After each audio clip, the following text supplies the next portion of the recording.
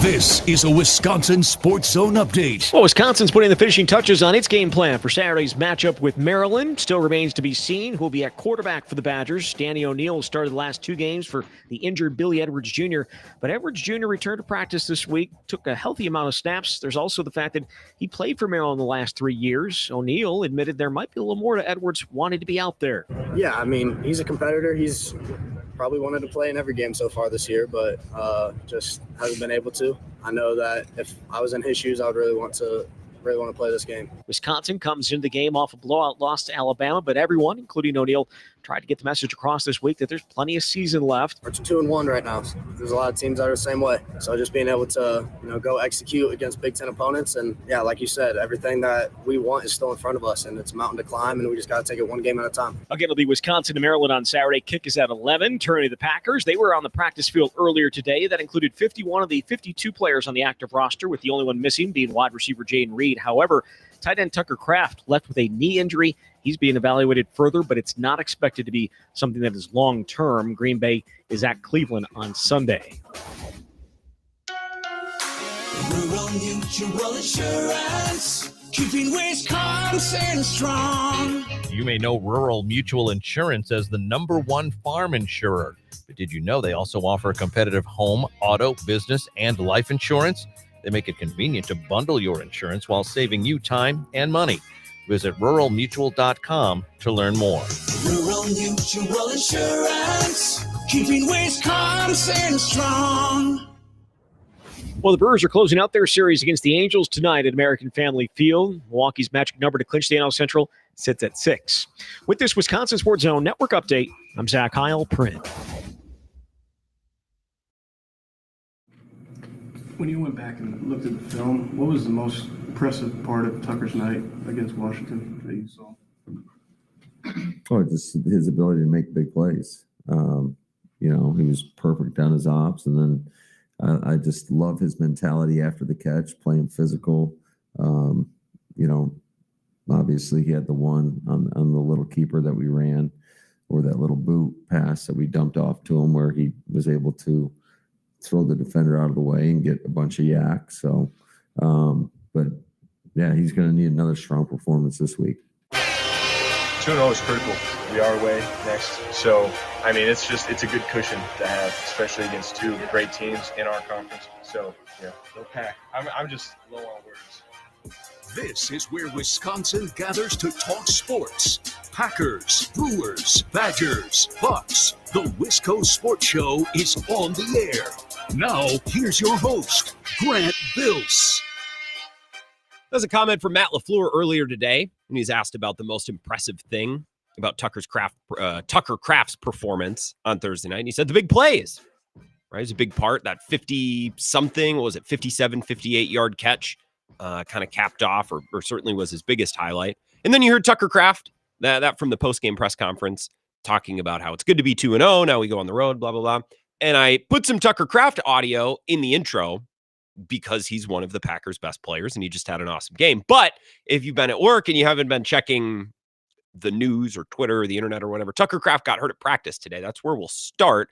It does not seem to be serious, although I always take these initial injury reports from teams with a little bit of a grain of salt. So that's where we're going to begin. That's why that audio is in the intro. And then I have some other Packers things that I want to discuss throughout the show. But we'll address the breaking news of the day, which is Tucker Kraft's injury at practice. That's where we'll start. This is the Wisco Sports Show.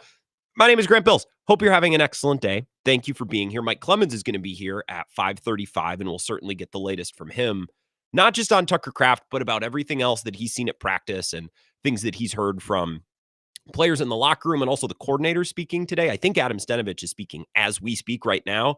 Jeff Hafley, Rich Bisaccia already spoke. In fact, I bookmarked this tweet right before the show started. This is from Matt Schneidman with a picture of Adam Stenavich at the podium. It says, Adam Stenavich asked what happened to Tucker Kraft in practice. Quote, hopefully he'll be all right, but we'll just kind of see how it goes. And I bookmarked that because I'm like, is that all he said? Because if that's all he said, I understand the tweet. That's the least helpful quote. Like if Adam Stenavich talked for a minute about Tucker Kraft's injury, I cannot think of a less helpful sentence to to tweet. Part of me thinks that Adam Stenavich just didn't say anything, right? Because coaches and certainly the coordinators are going to be really cagey about injuries, but like, did he get stepped on? Did he fall? Like what happened? I know I read the injury report. The injury report is he suffered a knee injury. He's going to get tested, but the Packers don't believe it to be season ending or anything serious. So we knew that from the injury report. Then Adam Stenavich at the podium, and this quote shared by Matt Schneidman, hopefully he'll be all right. Duh. We'll just kind of see how it goes. As if we had any other choice. Like that's the most helpful thing. That's the most helpful quote that we could get. Okay. All right. That is hardly helpful, but we'll maybe hear a little bit from Adam Stenavich, Jeff Hafley, Rich Bisaccia, or at the very least, we'll get reaction from Mike Clemens because he's in these press conferences as we speak, and he'll join us in hour number 2. The report came from Ian Rappaport of NFL Network. This is the latest, or this was the headline that we all saw 51 minutes ago now. Tucker Kraft, who had his breakout game against the Commanders with 124 yards and a touchdown, suffered a left knee injury in today's practice per the insiders. Kraft will have it fully evaluated, but the belief is it's not a long-term issue. That's better than they think it's really bad. But I just don't know what to make of that. So we'll get more from hopefully the coordinators. I'll bookmark some more quotes as they come across as these guys speak and in the locker room. And then Mike Clemens will help us kind of make sense of this at 5:35. The Jayden Reed injury didn't really shake me too bad. His knee, or his foot rather, was already banged up, right? He probably could use some rest and recovery on that. If you're going to break anything, I'd rather break a collarbone than a fibula, than a Lisfranc fracture to the foot, a broken leg, like whatever. The clavicle is, for a wide receiver, something that you can return from in December when the football means the most anyways, and the Packers have a ton of depth at wide receiver. It might turn out to be somewhat of a blessing in disguise. You get some of these other receivers reps, you get them incorporated into the offense, and then Jayden Reed returns when the games start meaning the most and when you really, really need to be at your best and have your guys healthy. The Jayden Reed injury didn't really shake me that much. It sucks, but if it's going to happen, that's an okay injury for it to, he can come back from that. He can also get the foot fixed, and it happened in early September instead of late October. This is obviously better. Tucker Kraft being out for any significant period of time is a little bit more significant for the Packers. I know they have whether it's Fitzpatrick or Musgrave. I know a lot of Packers fans still are excited about Musgrave. I hope he does something this year, and I hope this is the year he kind of finds his footing, both in staying healthy and performing consistently and adding to the offense. They just don't really have another Tucker Kraft. I'm pretty confident they have another Jayden Reed on this roster. That's because I like Matthew Golden. I like Savion Williams. I like Dontavian Wicks. I also, I'm not to say I don't like Jayden Reed. Jayden Reed's far from a superstar. Jayden Reed is not a top 5 player at his position. I think Tucker Kraft was starting to make that argument that you could put him up there with George Kittle, Trey McBride, and I'm sure there's a couple of tight ends. I mean, Sam Laporta, but Sam Laporta is more of a pass catcher type. Like Tucker Kraft, for all-around tight end, physical blocker, pass catcher, and big play creator, as we saw on Thursday, there's only a couple of those guys in football. Trey McBride is probably the other one, although I don't know if Trey McBride is a good blocker or anything. I actually don't. I'm not that familiar with that part of his game. I had him in fantasy last year. I know he can catch passes and put up numbers. They don't have another Tucker Kraft on this roster.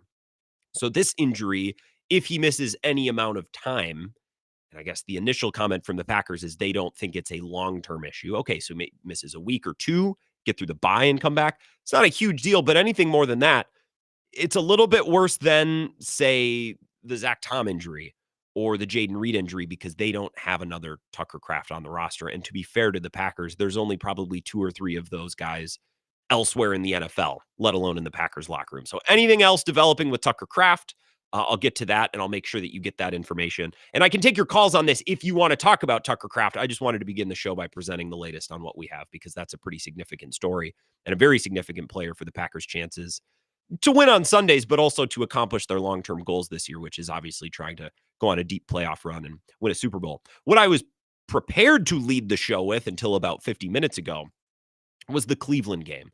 We've had a lot of comments, and I saw Clemhead Mike talking about this on the live stream. The Grant stands, as I think they call themselves over on the live stream, whether it's YouTube or Facebook or Twitter, wherever you watch the live stream, if you consume the show in video form, the simulcast. Seen a lot of comments about, is this a trap game? right? Are you worried that the Packers potentially stub their toe against the Browns? This is human nature. The Packers beat the Lions, who are a very good team. They beat the Commanders, who I think will probably take a step back this year, but are a very good team. So now you go up against Joe Flacco, who's old and can't move, and a Browns team that's not exactly a world beater, at the very least, not on the level of the Commanders and Lions. So as fans, as humans, we think, oh, of course, well, this is the game they'll lose. This is the game they won't show up and play their best. This is the game that they'll overlook, to bigger and better and more important things, later on in the schedule, a week or 2 or 3 down the line. You know what I mean? The trap game concern is not just a common sports fan experience. It's human nature. Things start going too well and you start looking around and thinking, oh, when's the other shoe going to drop here? You know what I mean? So we've gotten a lot of these comments and texts and callers have mentioned the idea of Cleveland being a trap game, whether it's on Bill's show or on this show up until this point in the week. There would be instances where I would be concerned about a game where the Packers don't show up. I don't like the term trap game in the NFL. I think I've said this before. I don't think trap games exist in the NFL. And you can disagree with that. That's fine. I think if you were to talk to coaches, they would be on my side here. They say, trap game, what do you mean? Every game in the NFL is hard. If you don't show up and play your best every week, no matter who you're playing, you're going to lose. I think trap game can happen in college football when the spread is like 14.5, 18.5, right? When you really get crooked numbers. I think the biggest number in any game this weekend, at least last night when we made our picks on the huddle, I think was 11.5, and that's tonight. That's the Dolphins are in Buffalo on a short week. You rarely see numbers any bigger than 10, 11, 12. Sometimes late in the year when one team stinks and they're injured, and sometimes you get numbers, but for the most part, 10, 11, that's a huge spread in the NFL. Whereas in college football, you get spreads that can be, 20, 25, 28 points, really lopsided matchups. And I think trap games exist in those settings because the talent disparity is so massive. Like, you can't look at me and tell me with a straight face, well, Ohio State's unbelievable. But, Bowling Green, they get paid too. Those players are great. No. In college football, there are programs that are 25, 28 points apart. There are legit trap games. There are legit gaps in talent and gaps in competence in college football. In the NFL, and coaches will scream this from the mountaintops, and sometimes I think it's overplayed, but in this instance, I agree. In the NFL, the best team in football on any given Sunday could play the worst team in football and lose if they don't bring it, if they don't really show up and perform and they're not fully locked in. That's why the NFL is great, right? That's why we love the NFL. And for that reason, I don't really think trap games exist in the NFL, but specifically this weekend, the Packers going in against the Browns, and I think the spread was something like 7 or 8. It doesn't matter. It's a touchdown or more. I'm not worried about the Packers this week. If you were to put this game 2 months from now, you could maybe convince me that the Packers could show up a little, I don't want to say unprepared, but you could convince me that the Packers take the Browns a little lightly. You could convince me, well, they're looking to next week because they got to go to Minnesota. You could convince me that the Packers could get themselves in trouble against Cleveland later in the year. I think this is a very interesting moment in time for this Packers team, the way they're wired and the way they're behaving. So I want to play a little clip for you here. I saw this thanks to Cheesehead TV. I think they clipped it from a longer video, just an NFL mic'd up video. I don't know if it was some compilation or if it was clips from the full Packer game, if Micah Parsons was mic'd up or whatever. The clip that I saw, which is only about 7 or 8 seconds, the sound you're going to hear is Javon Bullard tackling Jaden Daniels in the open field to force a punt. And then the sound you're going to hear is Devontae Wyatt on the bench just hollering about how, I think he says something right after the snap, I went and got him. And he's yelling, he's fired up. And then you'll hear Micah Parsons, who's 2 spots down on the bench, basically just yelling in excitement back. I don't even know that he really forms words. This is the clip. If you've seen it, it helps you understand a little bit what's going on, but I felt the need to explain it. It's Devontae Wyatt just psyched up to be making a play. And Micah Parsons, I don't know if he didn't hear Wyatt. He didn't understand him. He's just so excited. He's just yelling back. So here's 8 seconds. This is from last Thursday's game. So there's the hit.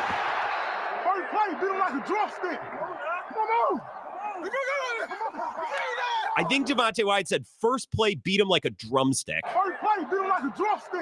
And it's so loud in there, I'm not sure that Micah Parsons understood what he said, but you hear him respond and he's just yelling. He's just yelling gibberish. And if you watch the video, they're so jacked up. They're high-fiving. I think this Packers team now, in the third week of the NFL season, are still so jacked up and so excited that Micah Parsons is there, that they've blown the doors off the Lions and the Commanders. I think this team is at a very unique place where it's almost impossible for them to show up flat to a game because they're so fired up. The best analogy I can think of is like, if you're a superhero movie guy, like this is probably a good analogy. When a young superhero, I think of the movie Sky High with Kurt Russell and funny enough, the guy who played Greg in Succession, whose name I can't remember, he's in that too, right? If you're of a certain age, maybe you have kids, you remember the movie Sky High, right? And all these kids go to a high school for superheroes. It's actually strong commentary on classism because some of the students are heroes, some of them are sidekicks. That's the whole point of the movie. But some of the scenes that I remember are the students like discovering their superpowers for the first time. Like Will Stronghold realizes that he's super strong.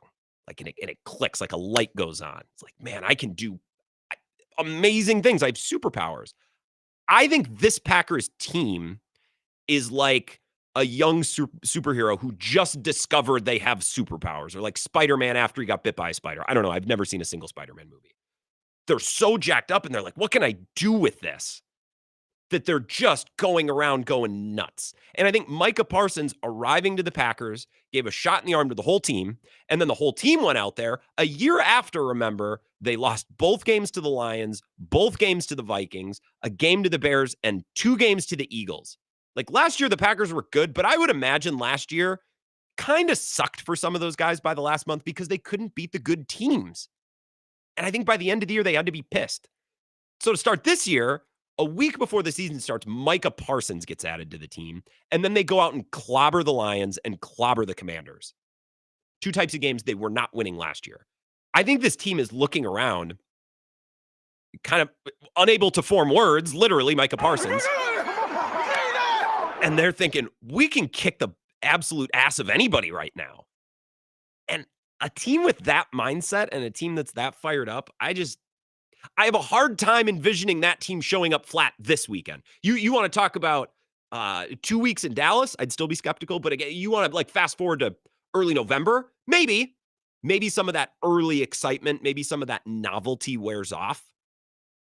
But this weekend, again, I think the Packers are so jacked up and they're so fired up to just unleash what they're capable of. And they've kind of been discovering it as the season goes along. I don't think they can show up flat. I would be shocked. I would be floored. Now, maybe Cleveland plays the game of their life and Joe Flacco looks like Joe Flacco, the Super Bowl run, and Cleveland beats him anyways. I suppose that could happen. But for all of you that are concerned about a trap game, which I don't think exists, or a game where the Packers show up flat, I'm telling you, I don't think it's possible this weekend. I'm not concerned about it. Now, Zach Tom might not play. That's a concern. Tucker Kraft is injured. We're going to try to get more information on that as the show goes along, and Mike Clemens will be here at 5:35. There are things that the Packers need to address and concerns that maybe we're thinking about, but showing up flat in Cleveland because they're looking ahead or because they're taking the Browns lightly, I have a very hard time believing that will happen for the reasons that I just kind of explained. I love Devontae Wyatt. He's quietly become one of my favorite Packers. First play, beat him like a drumstick. He's a funny player. I make this point, it feels like once a month at least. Like, sports can be funny. There's real comedic value in sports. Like, I think Devontae Wyatt, the aesthetic, remember that play last year when he belly bumped a lineman out of the way to get a fumble in Jacksonville? Or just the way he looks, the way he sounds. First play, beat him like a drumstick. I get a kick out of that. I'll take your thoughts on this. If you have concerns about the Cleveland game, or maybe you're more with me, or it's like, I just don't think this team is capable of showing up flat this week. We can talk about that on the other side. Also, your thoughts on the Tucker Kraft injury, we know very little, but I'll check Twitter over the next 3 minutes and try to find if there's anything new or if there's anything that I can pass along. But on the other side, we'll get to your Packers phone calls, 608-321-1670. This is the Wisco Sports Show with Grant Bills on the Wisconsin Sports Zone Radio Network.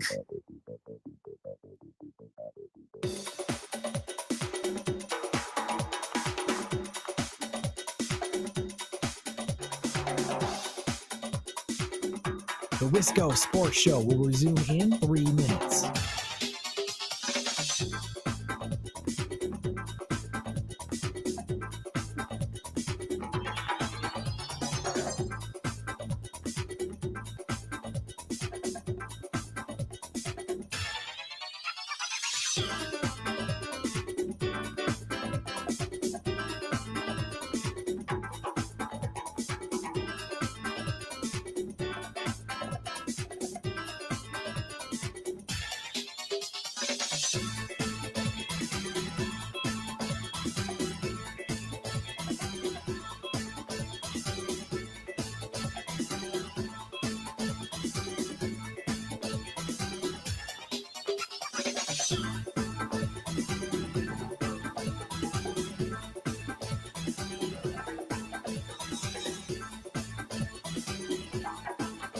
The Wisco Sports Show will resume in 2 minutes.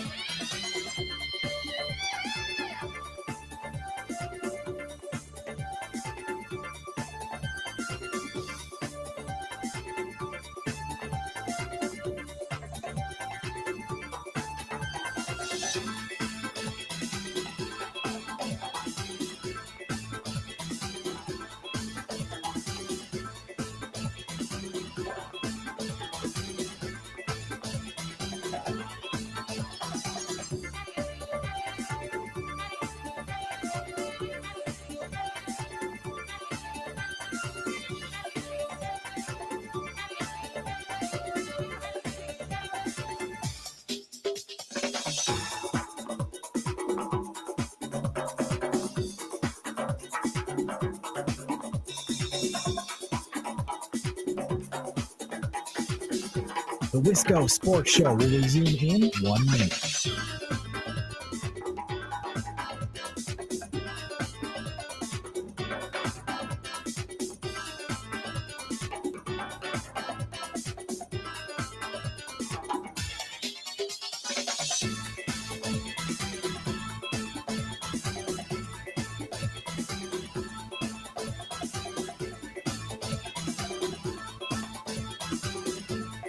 The Wisco Sports Show will resume in 30 seconds.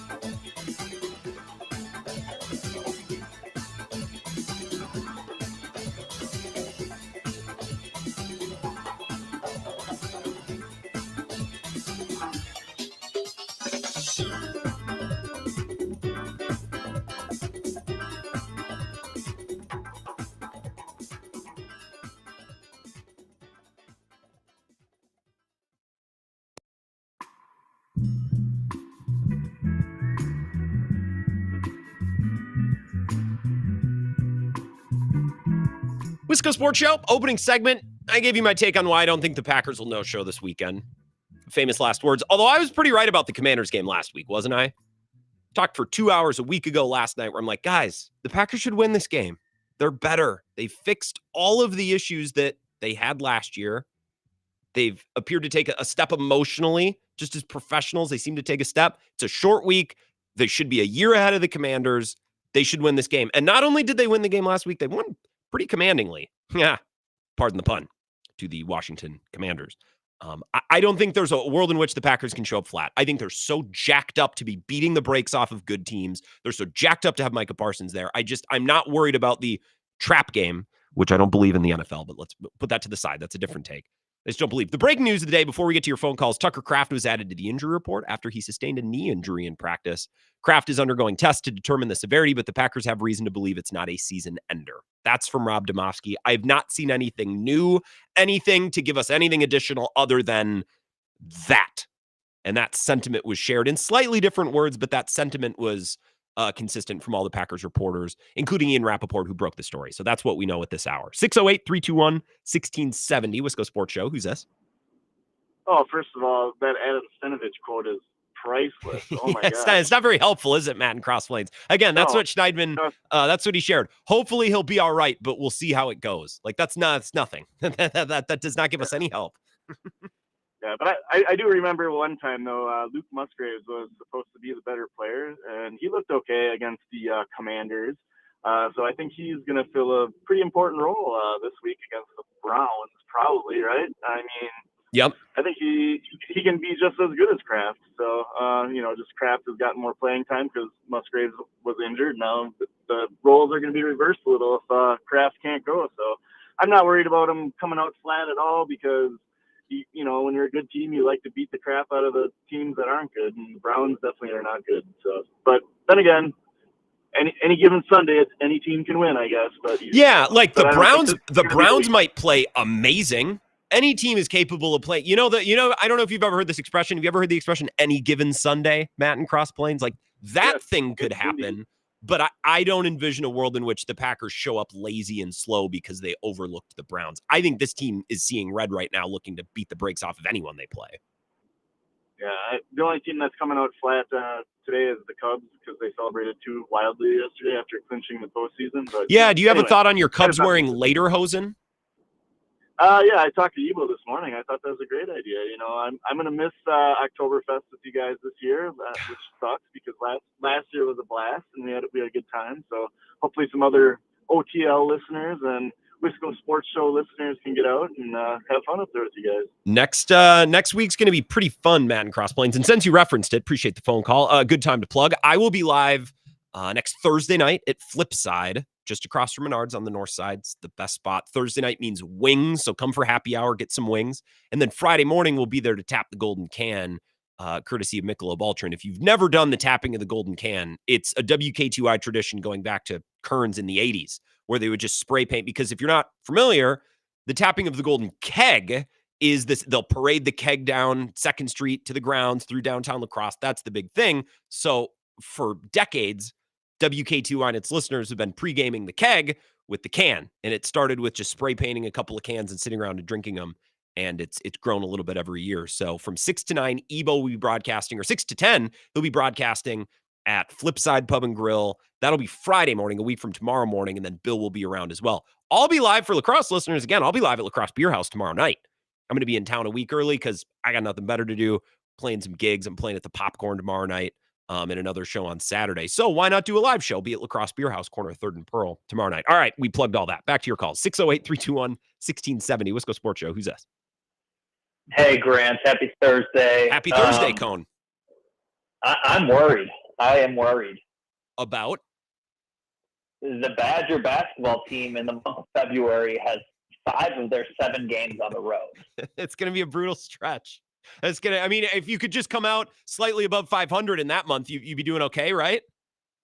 Yeah, a lot of mileage. I think they're going up to, Eugene and Seattle to play Oregon and Washington. So a lot of miles, a lot of time zones. But February, these guys usually play their best ball. Credit to Greg Gard, so I'm not worried about it.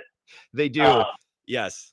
In all seriousness, though, the wording of this Tucker Kraft injury, kind of made me gasp a little bit. Okay, reading it and then not expected to miss the whole season. I was like, dang, was this had to be some sort of non-contact or some weird injury for them to come out and say that. Well, and they must not have said anything specific because I hadn't seen anything on Twitter from the Stenavich presser, from the Butkus presser. Stenavich said, hopefully he'll be all right, but we'll see how it goes. That's the extent of what we know. And I don't know. I think the Brewers have given me PTSD because every time a Brewer gets hurt, they're like, yeah, we don't expect it to be significant. And then they're out for 3 months. Oh, God. So the Packers are not the Brewers, to be fair. But until we know exactly what the injury is and exactly how long it's going to be, you hold your breath a little bit. Absolutely. Yeah, Tucker Kraft isn't Garrett Mitchell, so we got that going for us. Big prove-it game if, Kraft is out. Big prove-it game for Luke Musgraves. He's looked a little better, but still not special.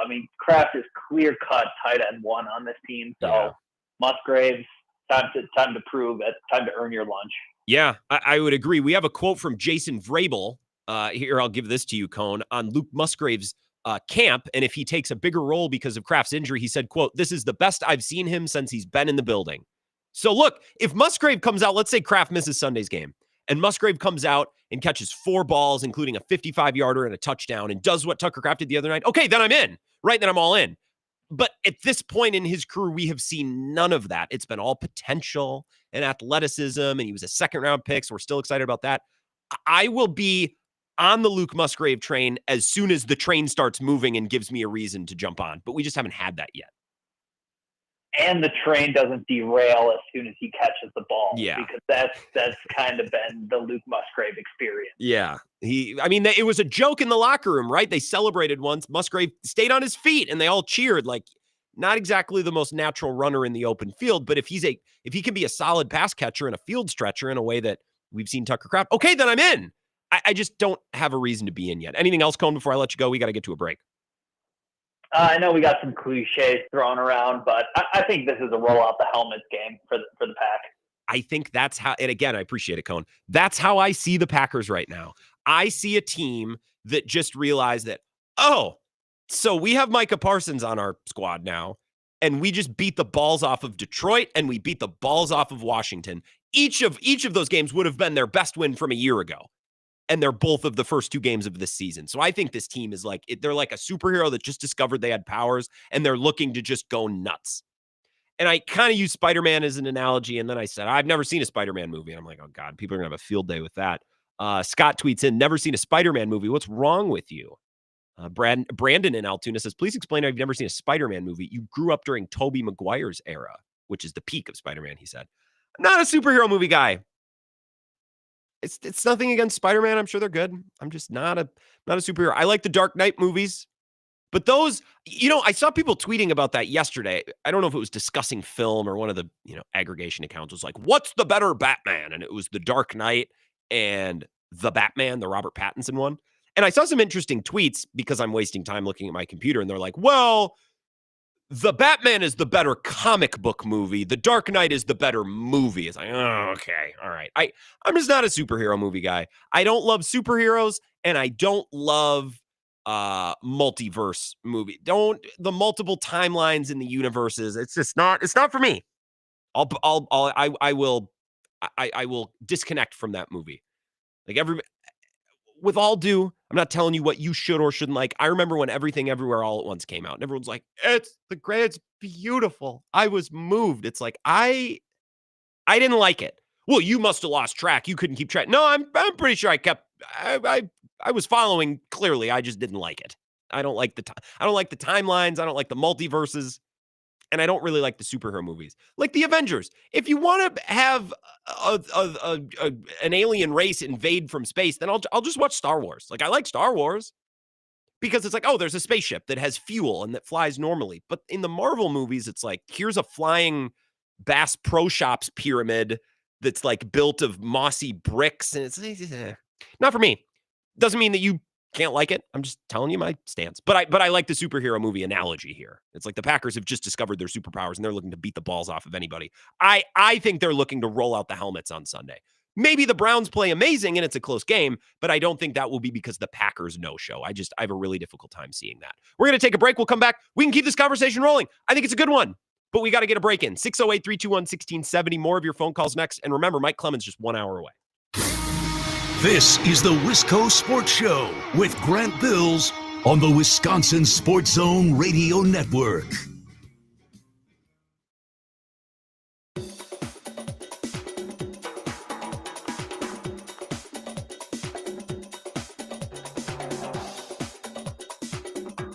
The Wisco Sports Show will resume in 5 minutes.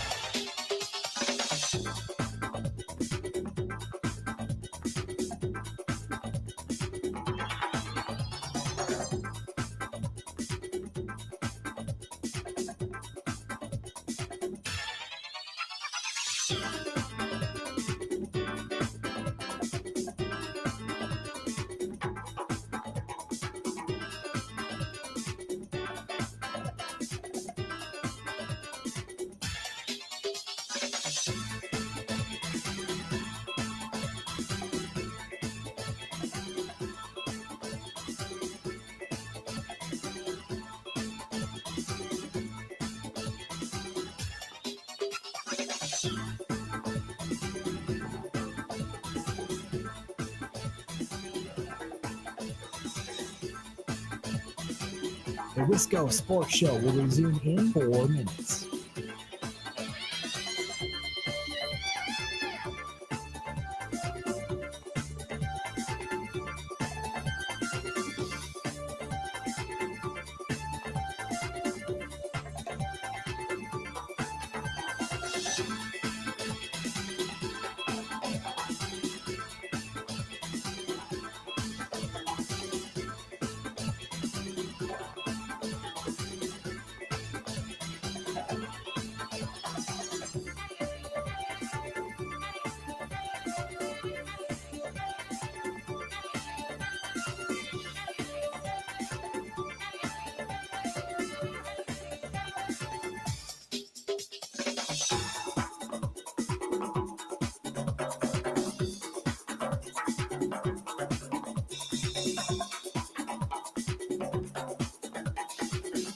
The Wisco Sports Show will resume in 3 minutes.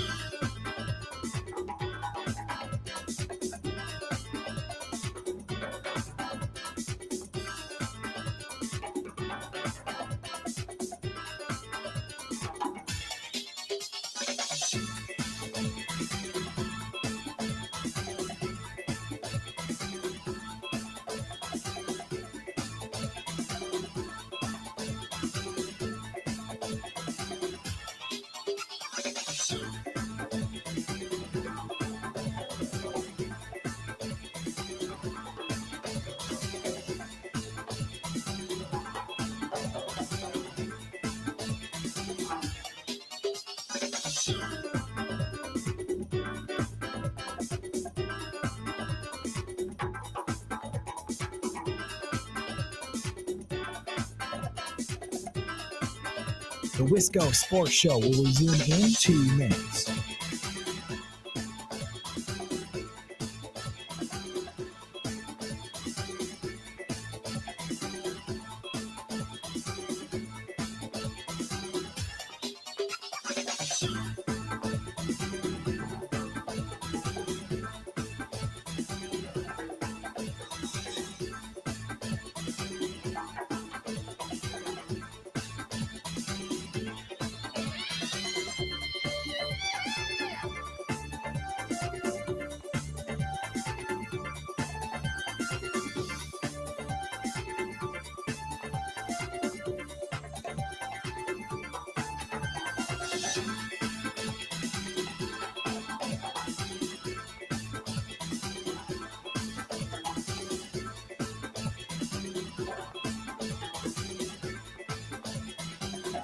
The Wisco Sports Show will resume in 1 minute.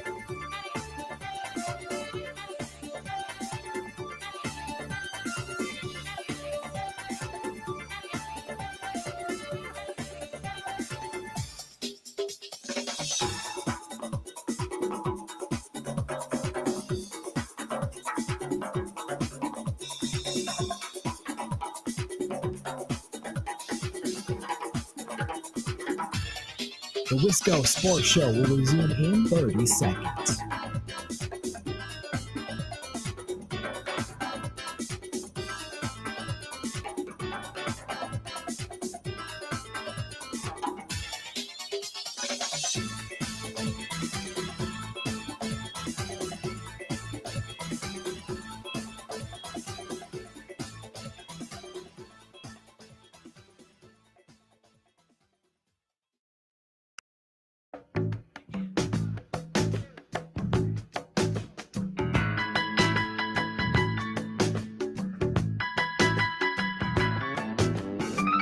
The Wisco Sports Show, Mike Clemens in an hour. Breaking news the day Tucker Kraft injured at practice. It's a knee. They're doing testing. They don't anticipate that it's long-term or season-ending. Those are two different things, right? When you say, well, an injury, we don't expect it to be long-term. That means miss a game, maybe 2, but that's it. Not season-ending could be he'll be back in December, which would be better than the alternative, of course, but still a very significant development for the Packers. So we're going to wait to hear more. Mike Clemens will help us understand. The coordinators all spoke, Stenovich, all of the positional coaches as well. So whatever they were able to glean, those ink-stained wretches up there in Green Bay, whatever they were able to glean on Tucker Kraft's injury, we'll hopefully get the latest and best information in hour number 2 from Mike. And I say hopefully, I mean, I'll beat it out of him. If he's like, I want to talk about Dontavian Wicks. Hey, Mike, can we do it? We're gonna do Tucker Kraft first. So I'll promise you that coming up at 5:30. I'll take more of your Packers calls. Wide open phone lines. I won't make you wait. 608-321-1670. May I complain about something that is related to the Packers, but might not be directly connected to what we're discussing? So I don't know if you've noticed this week. I watched Eagles Chiefs on Sunday. Now, those two teams have been very good. They both won Super Bowls, established coaches, established quarterback, talent, brands, right? That's a big game. That was the 3:30 game on Sunday. And I watched the whole thing while I was driving back to Madison. I was up in the Twin Cities for the weekend. So I watched. I mostly listened, but you can glance. I shouldn't, but can on the interstate. And I was bored to sin. I mean, that game sucked. I think it's a combination of a couple factors. The Chiefs aren't a great watch right now. And to be honest, I don't know the last time the Chiefs were a great watch. Most of the year last year, they were not explosive.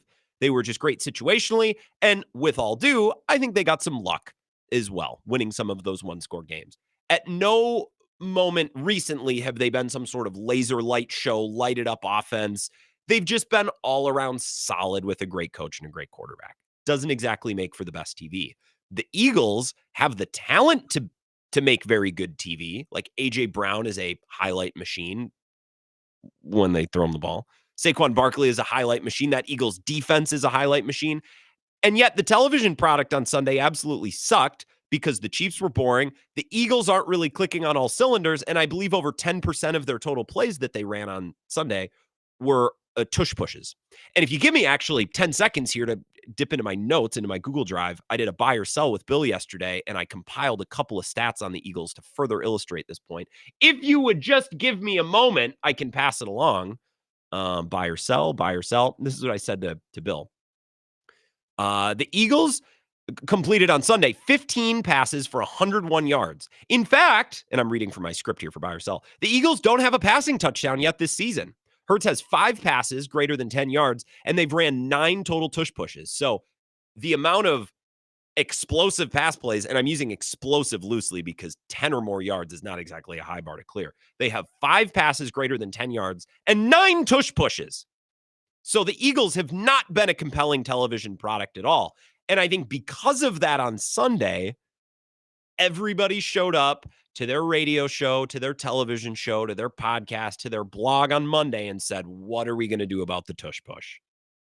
It's impossible to officiate. That was the new angle that appeared on Sunday because the Eagles are lining up off sides, which they've always done, but it became a little bit more flagrant, it seemed, on Sunday at Arrowhead, and they were jumping off sides on a lot of these tush pushes, a couple of them, to the point where when Burkhart and Brady went to Dean Blandino in the Fox booth, said, Dean, what do we do with this? Dean Blandino straight up said, I'm done with the play. It's too hard to officiate. Don't ask me again, which is hilarious because he's the rule analyst. Like, what a great job, right? The announcers come to you. Hey, can you help us make sense of this play? Actually, I'm going to opt out on this one. If you have another issue, let me know. Otherwise, I'm just going to be back here eating popcorn and drinking Diet Coke. Like, what a great gig. Be a retired referee turned rules analyst. So there's been a lot of momentum and a lot of noise around getting the tush push banned this week. And I don't disagree with any of the noise. I've wanted the play gone for 2 years now. My gripe and my frustration is, hey, idiots, where were you in April when the Packers proposed a rule or a rule change to get rid of the thing? And everybody on their television show and their radio show and their podcast and all the bajillion other places that we have way too much sports content, everybody said, well, the Packers, what a loser thing to do. The Packers lost to the Eagles. Therefore, they cannot propose a rule change. It should have come from someone else. I mean, this is a bad look for the Packers. And at the time I said, yeah, maybe it's a bad look, but who cares? Like, do you want the rule banned or not? The Packers are the team that pushed it through. And then we came to learn after the fact that the NFL was like, hey, Packers, could you do this for us? Because we want this. We want to get this thing out of here. Like, can you? And Mark Murphy's probably like, I don't give a rip. I'm almost out the door anyways. Yeah, I don't care. Sure. So they proposed it. And everybody said, oh. And now, 3 or 4 months later, everybody wants the tush push banned. It's like, where were you? You idiots. Where were you in April and in May or later in June? I don't even remember when the thing finally culminated. I know they pushed it back once or twice. You dopes and you children, you idiots. It's just so frustrating to me. Like, can you turn the meathead portion of your brain off just for a second and say, all right, yeah, the Packers lost to the Eagles. So maybe it's maybe not the best look, but forget about the look for a second. You know, your life improves a lot when you just stop caring so much what people think of you and what you're doing, and you just do what you think is right, or you do what you want and you stop worrying. Your life gets a lot better. Let's just set the meathead portion of our brain, the child portion of our brain, and I'll do the same. Turn it off, throw it away. Do you want to get rid of the tush push? I feel like most people do. Well, then what's the problem? Everyone's so worried. Oh, they're gonna think it's rugby and it's stupid and it's ugly and they can't officiate it well and it sucks. And did I mention that it's ugly and that it's boring? Oh yeah, and one more thing, it sucks. So I don't know. I just saw this headline over the break from Awful Announcing. Eagles Jordan Mailata, quote, announcer comparing tush push to rugby, quote, deserves jail time. Let's I understand what he's saying. Maybe let's take it a little easy on punishing the media, on jokes about punishing the media for saying one thing or another right now. Maybe it's a delicate situation. I can't believe that it's week 2 and everyone's crying about the tush push. You morons. We were so close to getting rid of it in May, and you all were like, but the Packers are losers. Okay, who cares? Who cares who proposed it? It doesn't matter. Don't tell me it matters. And also, the Packers didn't lose that game because of the tush push. I would argue the tush push was actually pretty inconsequential for most of the Eagles playoff games, save for maybe the Rams. So what are we talking about? It's just losers and idiots. Sometimes I feel like I'm the only one on this planet with a grip. I'm not talking to you. I'm not talking to you, listener. I'm talking about everybody else. Nobody in this circle, but we're all smart. Everyone else is stupid. That's how it works. 608-321-1670. All right, I said my piece. Back to the Packers or whatever you want to discuss. Wisco Sports Show. Who's this?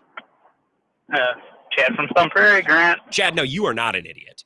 I want to make that abundantly clear. You are not an idiot or a loser. I'm not talking about you.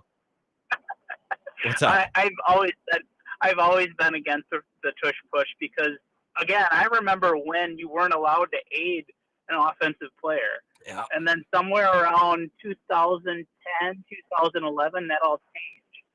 And I don't understand why. Well, it wasn't a rule change. They just quit enforcing it. Yeah.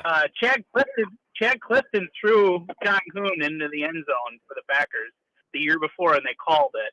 Then in that game against the New Orleans Saints to open the NFL year on, what was that, like, I think it was Monday night or Thursday. Yeah, Monday Night Football. It would have been the Thursday night because that was post-Super Bowl, so they would have opened against the Saints at Lambeau, right? Did they do it on a Thursday? Maybe they did. They always do it on a Thursday. It was a weeknight. It was a weeknight. Who cares? This doesn't matter. This is inconsequential to the point that you're about to make. Keep making that point. But on that return that Randall Cobb had, he was on the back of somebody and kind of got helped up a little bit. At that point, they should have determined that play should have been null and dead. But because it won the game for the Packers in an exciting game, I believe that they just let it roll. And, we just kind of went with it from that point forward. I don't know. But, again, they quit enforcing it. That's, in my memory, the last time that they could have enforced it, and they didn't. Granted, there's probably other anecdotal evidence, but why did we ever change that? No, there probably is, Scott, and I'm glad you brought up that example because there's probably dozens of those examples. But you know what? I don't care about those. I don't think anybody cares about those. What I care about is lining up a unique formation where everyone just slams their skulls into each other for 6 inches over and over again. Nobody was complaining about the Randall Cobb thing because it was a badass play with athleticism and speed, and it was what the Eagles are doing. There's nothing exciting about that. There's nothing athletic, and Philly fans would say, "Well, then why don't other teams do it?" I don't know. I don't know. That's beside the point to me. I don't care about that. So what if we talk about Vince Young in that miraculous college football game where he was helped into the end zone? Same deal. Like, that was exciting. That was a great play, but it should have been. I can't remember if it was called back or if it wasn't. I don't think it was. I hope it wasn't. I mean, either way. So you're okay with it if it's exciting. You're not okay with it if it's not. Let me be clear.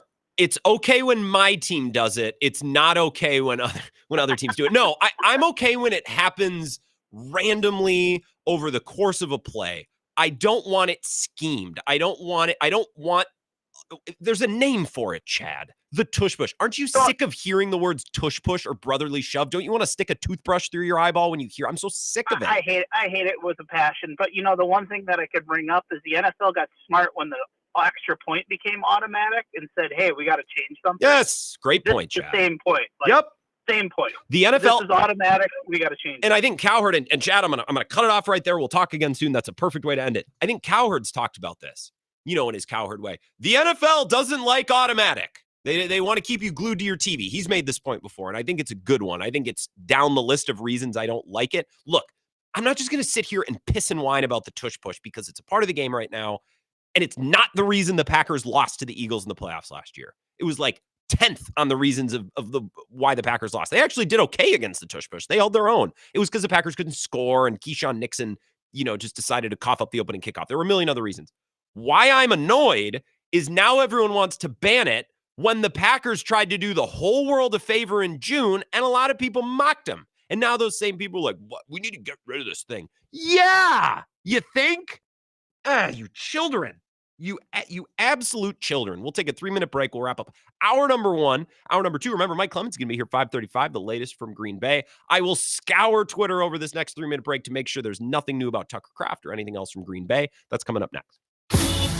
This is the Wisco Sports Show with Grant Bills on the Wisconsin Sports Zone Radio Network.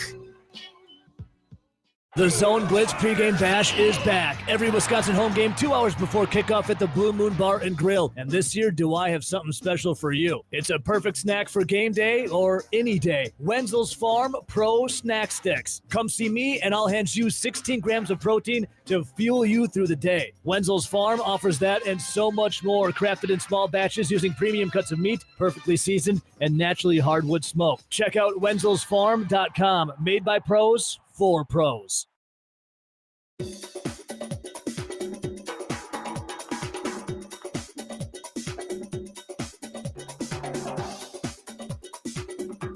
Wisco Sports Show will resume in 3 minutes.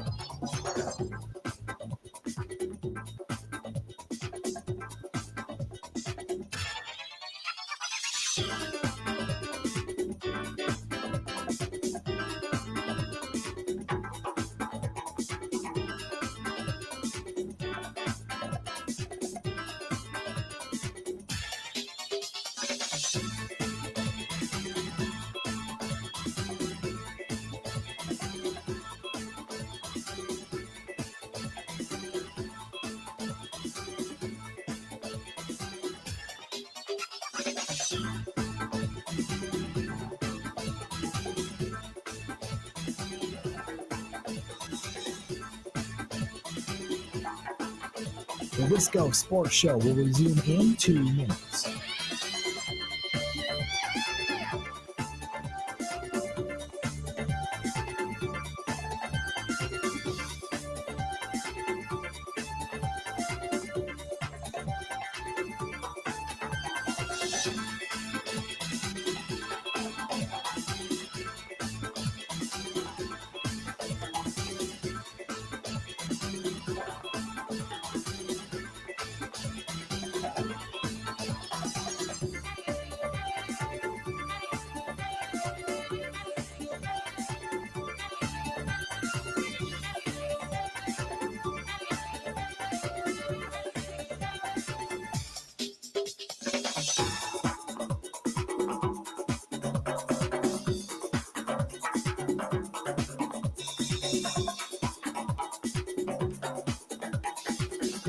The Wisco Sports Show will resume in 1 minute.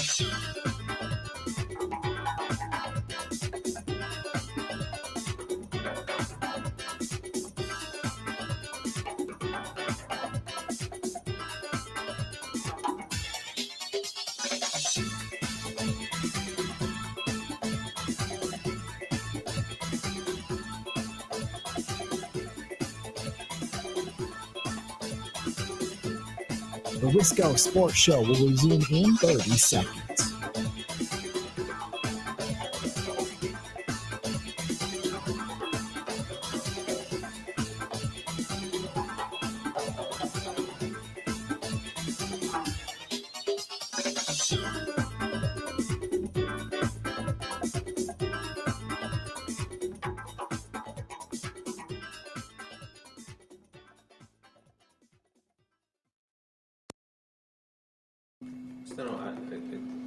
None of us know what Tucker's situation is going to be, but you've at least had Luke healthy. Mm-hmm. You actually are deep enough at tight end now that you have one of your guys be a healthy scratch, so you got some options. How do you feel about those three? And if they aren't all versatile like Tucker, but they all kind of can recreate them in the aggregate. Yeah, no, you're exactly right. I like our room with the tight end room. All the guys have played. So I think, we'll be able to, figure out the best path forward depending on what happens there with Tucker. Not exactly helpful, but that's some of the latest we have. That's Adam Stenovich. Within the last hour or so, meeting with the media, Mike Clemens will bring us more of that at 5:35. Your texts at 608-321-1670. Jeff in Fremont. Is it Fremont? I believe it's Fremont, right north of Lake, up towards Wapaka. Not Lake Wapaka. Was it Lake Poigon? Some of the names. I'm sorry, Jeff. It says longtime Twitter follower, first-time listener. Appreciate that, Jeff. It says we've seen Kraft help a lot in pass pro with chips. Could this potentially be a surprise issue for the Pack against Myles Garrett? Yeah, because they need everything against Myles Garrett. My first thought with Tucker Kraft, after his pass catching ability and big play ability, which is something on display a week ago, Thursday, but his blocking on the perimeter when they want to get, Matthew Golden or Dontavian Wicks or whoever, the ball out on the flank moving forward, Tucker Kraft can throw some pretty important blocks, right? He threw a couple. They ran a sweep to the near side with Savion Williams, a sweep to the far side with Matthew Golden. I think on Golden's play, Romeo Dobbs is the lead blocker, but Kraft on the near side, I think to Williams, just ragdolled a guy. And you know how important blocking is for wide receivers on the perimeter, but also tight ends. I don't know that Luke Musgrave can provide that. We'll see. Christian Watson plays a huge role in that. So now you have two of your better, let's just say, non-O lineman blockers. Watson is a big one. Wicks is a big one, which we don't talk about enough. Kraft might be your biggest. Watson and Kraft are probably your two biggest, and they're both missing right now, which could impact, the way they're able to do certain things in Matt LaFleur's offense. Jared and DeForest said, like it or not, banning the tush push should be based on the rule book and player safety, not just because we don't like it or it's automatic. If players are offsides or if the formation is legal or if the player is being pushed by the running back, call the foul or ban the play. Well, that's the thing. I think that's probably why this eventually gets banned, is because the refs we don't know what to do with this. It's too hard to officiate. And maybe if the Packers had made that argument when they proposed this rule change originally, maybe it would have gotten banned. The Packers, their strategy in trying to get it banned or their reasoning, and we talked to Kaylin Kaler about this at ESPN, she's been on the tush push beat. She pointed out the Packers were citing injury concerns, but they didn't really have the data to back it up. You can't just say, well, we don't want anyone getting hurt without providing evidence of people getting hurt. I think that's maybe where the Packers proposal came up short. I think it eventually gets banned because, it's too difficult to officiate, right? You just need to attach the correct language to it. Look, if the tush push is in football, fine. It doesn't matter whether I like it. To your point, Jared, it doesn't matter if it's boring to watch. You're right. My frustration with the tush push today, let me make this abundantly clear. While I would like to see it banned, I would have liked it banned this last offseason, and I was supportive in the Packers trying to get that done. My frustration is so many other people were like, oh, loser Packers trying to lose to the Eagles, and then they try to get the thing banned. Okay, I understand maybe that's not the best look. I'm telling you, I don't care. They didn't lose to the Eagles because of the tush push. You can't mock the Packers. You could be like, oh, loser move. And then a couple months later be like, all right, does anyone else want to try to ban the tush push? Oh, no. That's not how that works. I can't offer you a nice sandwich for lunch only for you to laugh in my face and then turn around 3 or 4 hours later and complain that you're hungry. Screw you. Children. Well, the Packers, they can't be the ones. Who cares who proposes it? Ugh. All right, hour number 2. We'll reset the show on the other side. I'll give you my original Packers take. Mike Clemens at 5:30. And back to your phone calls. I see you on hold. I promise I'll get to you. 2 minutes. Zach Heilprin's update. No commercials, just the latest in Wisconsin sports. We'll be right back.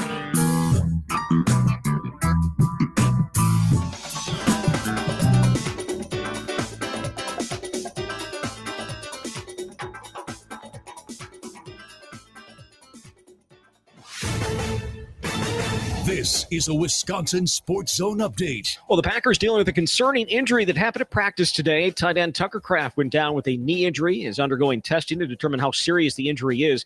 Offensive coordinator Adam Stenavich told reporters they hope he's going to be okay, but they don't know for sure. Stenavich admitted there would be some changes needed if Kraft is unable to play Sunday at Cleveland. Obviously, if anyone goes down that you have as a part of your game plan, you'll have to adjust some things. So we'll kind of see what happens with the injury report and everything like that and what the trainers say, and we'll make adjustments.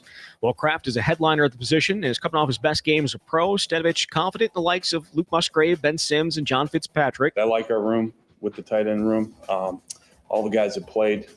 So I think, we'll be able to, figure out the best path forward depending on what happens there with Tucker. In other injury news, offensive lineman Zach Tom and Aaron Banks both practiced on a limited basis today. Banks has said he plans to play against the Browns. Tom's status up in the air. Kick on Sunday is at noon. Turn to the Badgers. On3 Sports reporting that quarterback Billy Edwards Jr. going to be game time decision on Saturday against Maryland. If he can't go, it'll be Danny O'Neal under center again. Kick there is at 11.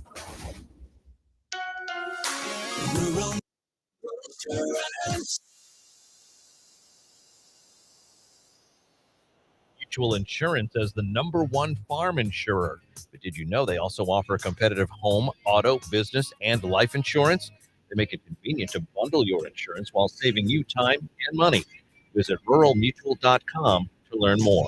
Rural Mutual Insurance, keeping Wisconsin strong.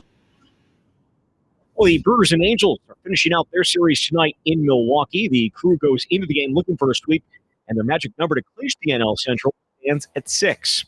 With this Wisconsin Sports Zone Network update, I'm Zach Heilprin. When you went back and looked at the film, what was the most impressive part of Tucker's night against Washington that you saw? Oh, just his ability to make big plays. He was perfect on his ops, and then I just love his mentality after the catch, playing physical. Obviously he had the one on the little keeper that we ran, or that little boot pass that we dumped off to him, where he was able to throw the defender out of the way and get a bunch of yak. So, but yeah, he's going to need another strong performance this week. 2-0 is critical.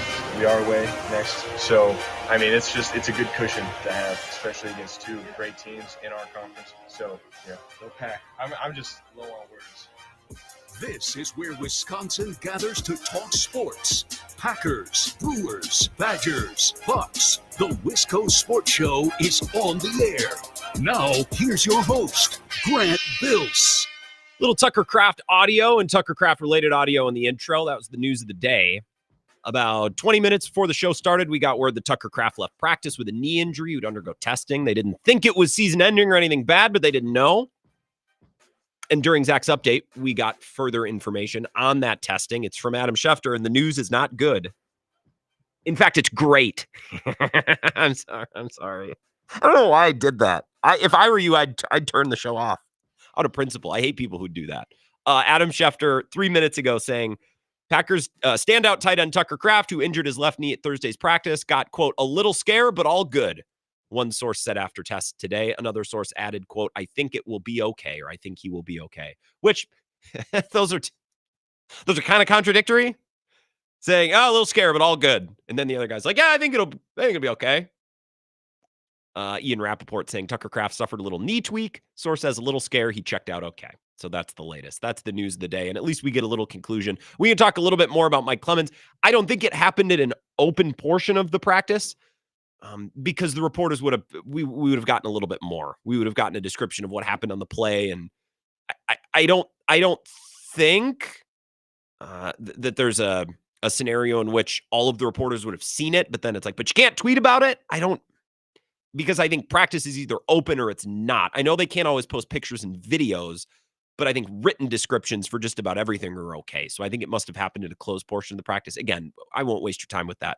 We'll get that from Mike coming up in about a half hour. I'll reset my opening Packers take here in just a little bit as it pertains to the Cleveland Browns, their next opponent on Sunday at noon. But we have a couple people who've been waiting on hold. I want to get you in first. 608-321-1670, Wisco Sports Show. Who's this? Hey, it's Darnell LeChump. Hey, Darnell, what's up? What's going on? Well, listen, I need to know if I'm able to start Kraft this weekend. I don't really care about his long term. I didn't know if I can win my fantasy matchup this week. He is my fantasy tight end as well, and I'm pulling it up right now because I don't know who.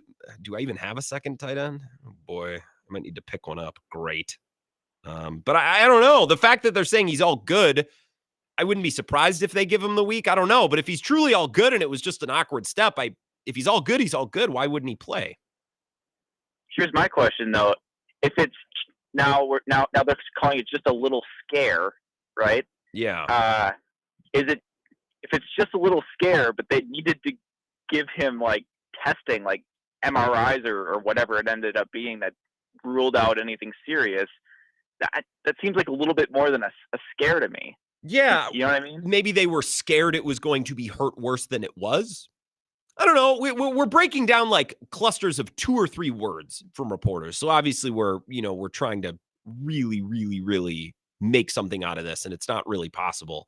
What'd you think? Well, we were a little scared, but it's good. I don't know what to do. I think they need to post the results of this MRI online so we can see it.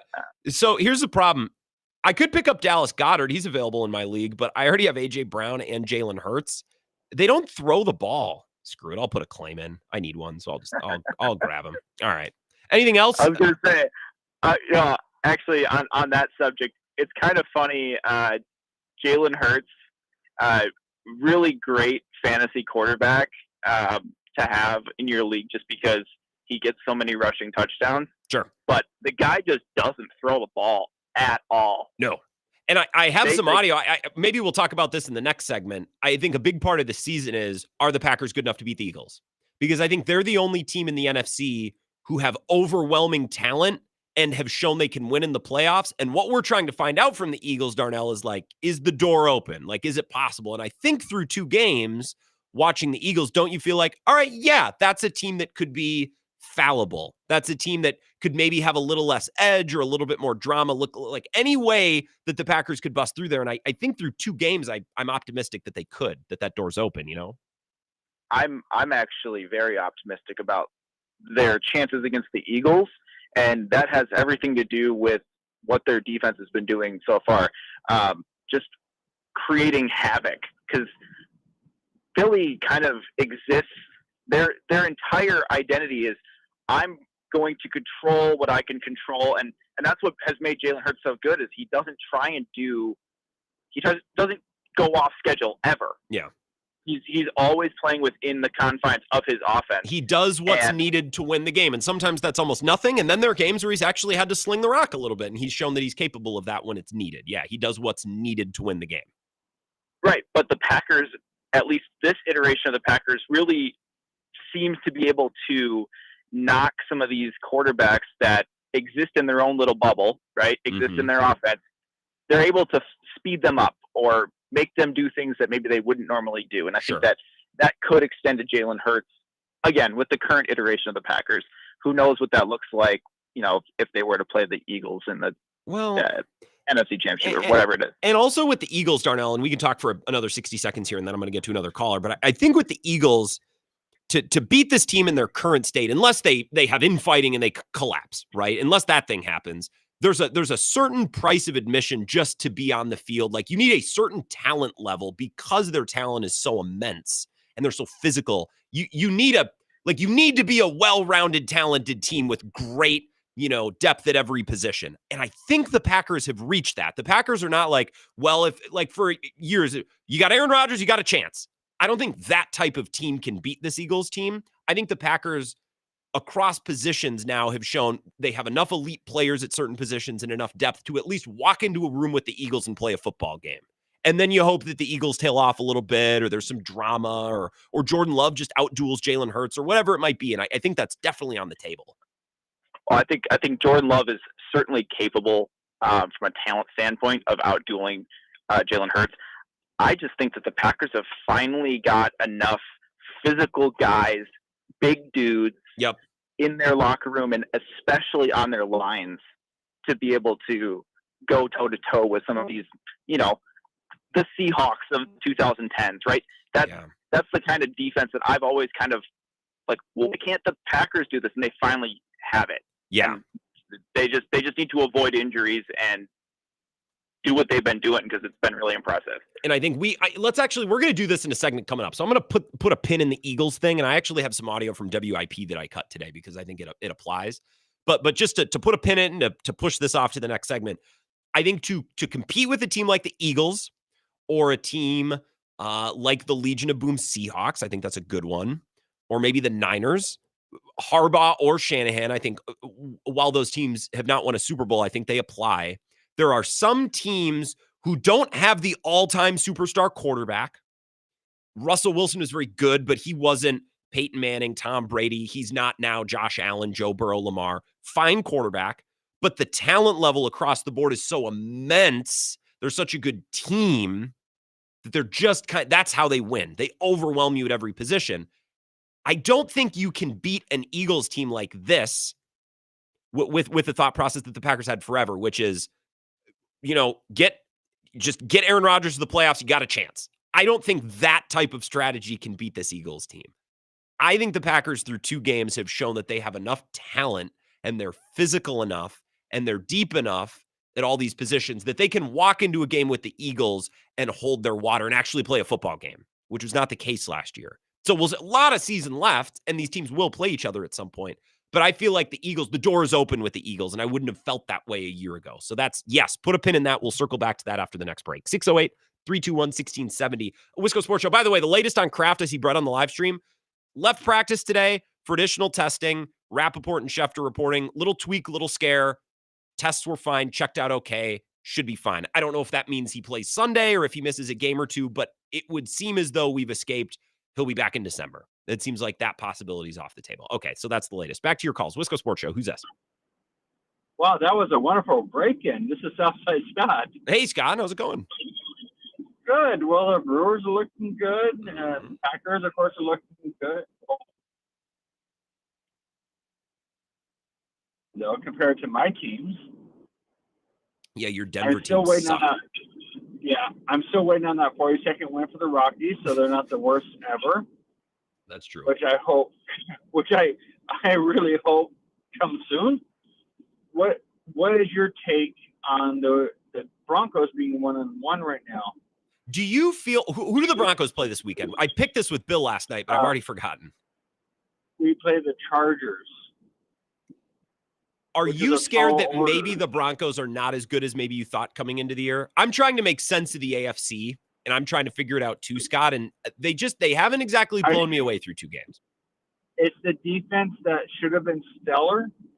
That every critic, everybody else is saying, "Oh, Denver's defense is going to be top tier," and they haven't shown it yet. Bo Nix in his sophomore year, I can see a little bit of a downgrade, but him picking it up. But it's the defense that I'm more worried about. Interesting. So they are the Chargers are 2.5-point favorites at home. Appreciate the call, Scott. There's a couple of teams. So Denver, a team that everyone was pretty confident in, or a lot of people were confident in, and now we're looking at them like, are we sure? I think some folks. I mean, now you can all but eliminate Cincinnati despite their talent, just because Joe Burrow is out. Not sure what to do with Seattle need more information. Arizona's quietly 2-0. They're at San Francisco. I picked them to cover. They're 2.5-point dogs Sunday at 3:00. No one will watch that game. The weekly Arizona playing some other team at 3:30 that no one will watch because it's not the game of the week. I think we're questioning maybe our preseason predictions for Denver, for Kansas City. Kansas City, you watch them like, I don't know that they have enough good players. I don't know that they have enough good players. Sometimes it's as simple as that. When we're talking about the Eagles and the Packers, I'm like, I think the Packers have enough good players now to be in the ring with the Eagles. Watch the Chiefs. I'm like, I don't know. Like, it feels like Mahomes, and it feels very 2016-ish Packers, where it's like, well, you got Rodgers, you got Jordy, and you got Mike Daniels, and you pray. It's like, well, that's not going to cut the mustard. That's not going to work in a conference where there are other elite teams or other elite quarterbacks. Kind of feels like what's going on with the Chiefs. I don't know what to make of Denver yet, Scott.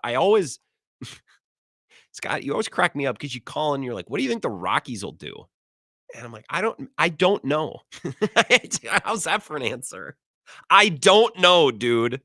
I don't know. I love sports talk radio, and I love Scott because he just calls in and is like, well, I don't have a Denver sports talk show, so this will have to do. And I'm just going to ask Grant what he thinks. I don't know, man. There's a couple. I picked, for example, I'm just looking at our picks and for some of the lines this week. I think Tennessee's going to cover at home the 4.5 against Indy. I just, call me crazy, refuse to believe that Daniel Jones is going to win the AFC South. And I think Steichen is good, and I think the Colts are fine. I don't think their talent is elite, but it's better than a lot of teams. I just remember last year when the Saints looked like world beaters for 2 weeks and then proceeded to be one of the worst teams in football the rest of the season, right? Remember when the Packers played Spencer Rattler at Lambeau, that Monday night game that was over before it started?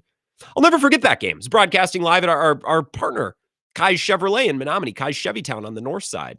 And then I remember going out to dinner with my family afterwards, and we watched the first couple of drives while we were eating. We're like, all right, let's get home so we can watch the rest of the game. And then we got home and nothing happened the rest of the game. Like, I don't remember what the final score was, but the Packers put up a couple quick scores. It's like, that was it. That was all. That was it. So I think Tennessee's going to cover against Indy, or I'm waiting for the moment where Indy's going to come back down to earth. Maybe it's not this weekend, but I'm going to continue to try to pick them to come back down to earth until they eventually do. And Rick on the live stream is right. Indy has good skill players like Michael Pittman and Jonathan Taylor. And you know what's really funny? This hasn't come up on the show this week, but the Colts drafted the tight end from Penn State, whose name escapes me. If someone knows it, Darnell the Chump, I see you commenting. What's the cat's name? The Bears picked a tight end first. They picked Colston Loveland from Michigan instead of Tyler Warren. Let the record show I came up with that before anybody commented that. Tyler Warren. And I love how people are just ripping the Bears and Ryan Poles for this. And Ryan Poles has a pretty poor track record as a general manager, which is weird because on paper and in the offseason, you're like, hey, they've kind of done a nice job building this team. And then they get to the season, you're like, they did a terrible job building this team. Okay, they look great getting off the bus. It's funny to me, through 2 games, we've already closed the book on Colston Loveland. We've already anointed Tyler Warren, and we're already slamming the Bears. And again, to my point from Monday or Tuesday, I don't remember, but from earlier this week, he said, look, I'm a Packers fan. I hope JJ McCarthy sucks balls, and I hope he really is this bad, and I hope that Ben Johnson and Caleb Williams both suck, and I hope they are this bad. It's a little silly to me that we're so definitive in both cases through 2 games. Same with Tyler Warren, Colston Loveland. I hope they all suck, and I hope the Bears took the wrong guy, and I hope JJ McCarthy stinks, and I hope Ben Johnson and Caleb Williams go down in a dance of fire. Like, I hope it goes awful, but it's a little silly to me that we're declaring these things through 2 games. Just my 2 cents. I want to talk more about the Eagles versus the Packers. I think the Packers' progression, it would seem from last year to this year, has put them in a class, or put them in a place where I'm actually excited about them competing against the Eagles and being in a ring with the Eagles. So we'll talk more about that. Mike Clemens will then join us in the next segment at 5:35. More of your phone calls on the other side, too, at 608-321-1670. This is the Wisco Sports Show with Grant Bills on the Wisconsin Sports Zone Radio Network.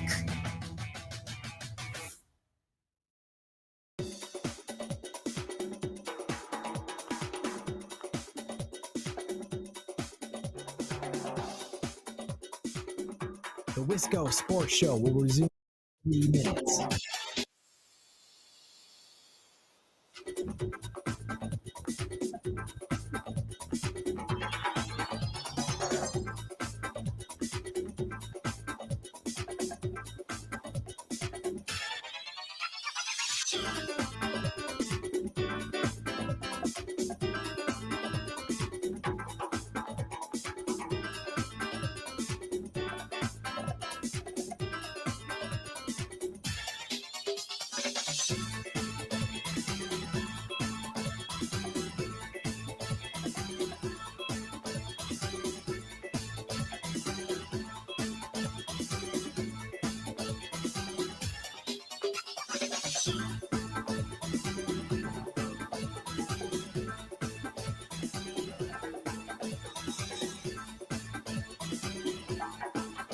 The Wisco Sports Show will resume in 2 minutes.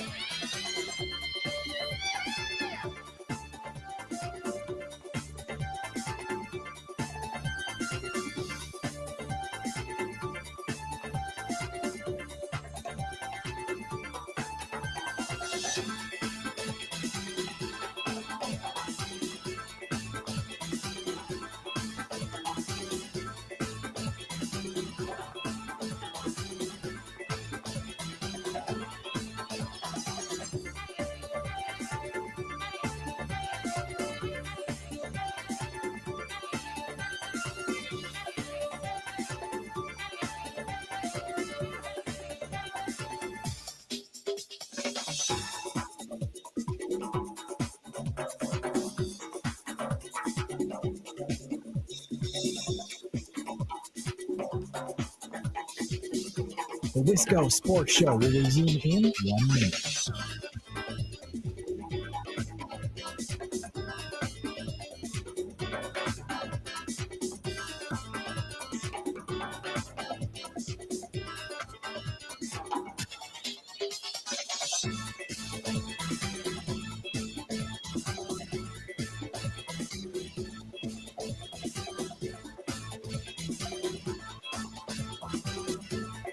The Wisco Sports Show will resume in 30 seconds.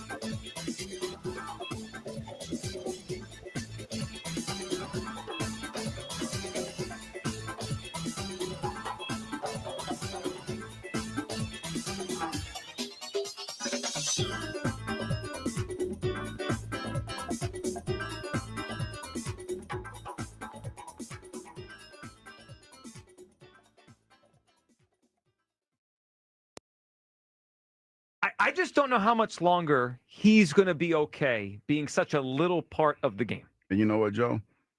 That's a big concern. I mean, there's no question about that. AJ is a fierce competitor.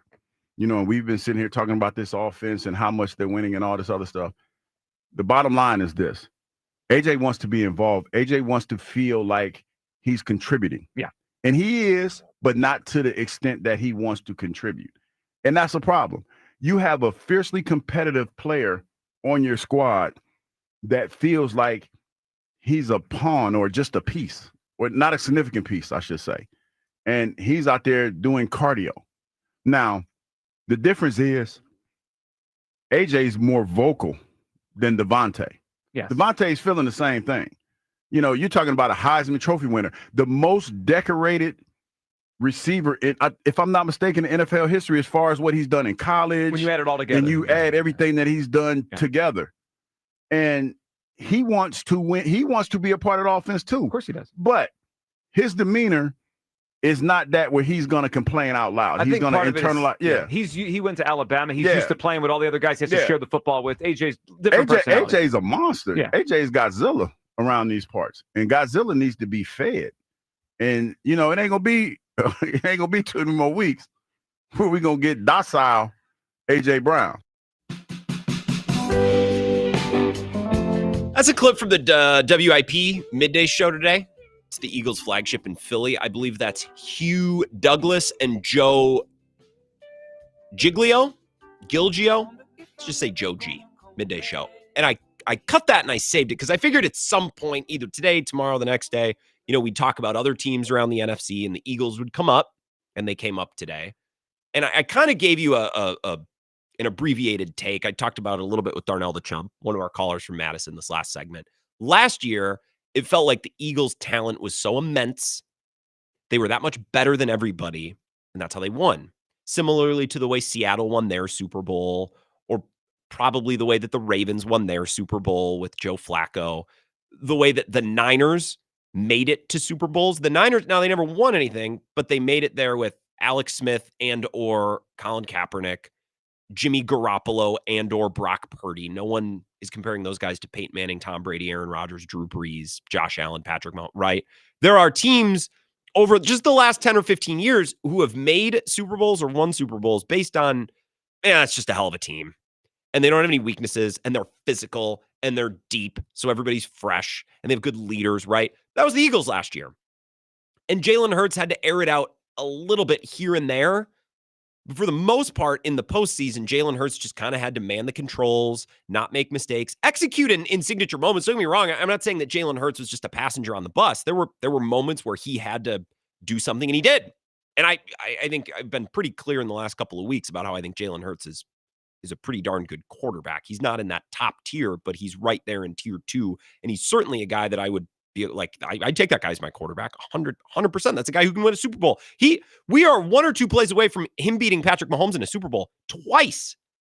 So don't discount the job that he's done. But I'm telling you, when we look back at that Eagles Super Bowl, no one's going to say, well, it was Jalen Hurts who was unbelievable. We're going to say, what a team, what a defense, what a roster. And that doesn't cheapen the Super Bowl or lessen it. There's different prototypes and different molds of championship teams. And that was the Eagles last year. In order, in my opinion, in order to contend with a team like that, you need to be at least in their ballpark, talent-wise. You don't need to have a roster equally as good as the Eagles, but you can't have a crappy roster. Like you can't go up against that type of Eagles team with one of the weaker Packers Aaron Rodgers team and say, well, got Aaron Rodgers, you got a chance. Not against a team like that, you don't. And I think that played out pretty clearly results-wise, right? Now, Aaron Rodgers they competed with the Legion of Boom team, but I think we would all agree that 2014 Packers team might have been their best roster of the whole era. You could put it up against 2010. You could put it up against like 2020. That 2014 team was nasty, top to bottom. Rodgers won an MVP to boot, but that team was not, we have Aaron Rodgers, we have a chance. That's not what that team was. I think that team draws dead against a team like last year's Eagles team. And I would contend that we saw it draw dead multiple times with Aaron Rodgers when he would get teams to the playoffs. They drew dead against Atlanta in 2016 when it was, we got Rodgers, we got a chance. No, you don't. Not against stacked teams. And the Eagles have been stacked. So in order for the Packers to compete in the same arena or be in the same ring or be even close to the same level as the Eagles, it wasn't going to be as simple as, well, Jordan Love needs to play better and be amazing. Well, Jordan Love needs to play really good, but there's a price of admission to competing against a team with the Eagles. Like, you don't need to have a roster as good, but you need to be up there. You need to have playmakers at every level, and you need to be deep, and you need to be physical just to kind of get in the ring. And my point on this year's Packers team, through at least 2 games, I think their talent level and their physicality level and their depth, I think everything's taken a step. I think they have met the requisite level of talent and physicality and depth to be included in the group and to be on the same battlefield as the Eagles. Now, in order for the Packers then to surpass the Eagles or beat the Eagles, you kind of need some things to go your way. And I think one thing that I'm already thinking about and already noticing with the Eagles, A.J. Brown's not getting the ball. Devontae Smith's not getting the ball. And that's something that we can complain about as fantasy owners or something that we can point out on our couch. But when I listened to the WIP midday show, clearly saying, yeah, that will be a problem. That's the Eagles' flagship. They know more than us sitting on the couch. They're there. If that station, if those guys on that station said something like, I know everybody makes a big deal out of the A.J. Brown thing, but trust me, we're in that locker room. We know that guy. If they're winning, he's locked in. He just wants to win. That's never really been the case with him, especially now that they've won a Super Bowl. So the hope is the Eagles take a little bit of a step back. They're not as hungry. They're not as aggressive. They're not as selfless, because once you win your ring, you may be a little bit less compelled to sacrifice your personal performance for the greater good because, well, we already won a ring. Yeah, we could win 2, or I could get another fat contract and be set the rest of my life. That's an issue that the Eagles will face that the Packers don't. So again, all I want watching the rest of the NFC right now is to see the door just, kind of crack open for the Packers. Just give me an idea. Give me a path in September. It's like, all right, I think it's in play. I think that team could be gettable. I think that team could be beatable. And the Eagles, they were so immensely talented last year that it almost seemed like, man, you're not even playing in the same sandbox. Now I think the Packers are. Now I think they're in the club. I think they're on the same battlefield. They're operating at the same level. So that to me is exciting. And then when I hear, drama about A.J. Brown and the Eagles this weekend, I believe have the Rams at home. I'm going to pull for the Rams. I like the Rams. I think I picked the Rams, and I have the picks here in front of me. I know that's on Bill's Huddle, so you might not care, but I just like to be consistent. I like to remember what the heck I'm picking. Is that game at 3:30 or is that game at noon? Game's at noon. And at least last night at ESPN Bet, Philly was favored by 3.5. I took the Rams to cover. Bill did actually as well. Like, if the Rams win this weekend and A.J. Brown doesn't catch a bunch of balls, I'm interested. I'm intrigued. I'm leaning in. I'm definitely going to be dialed into what's going on in Philly because that's the team that the Packers are chasing. All right, enough rambling from me. We're going to take a break, get to Mike Clemens, who's live up in Green Bay thanks to the Bay Motel.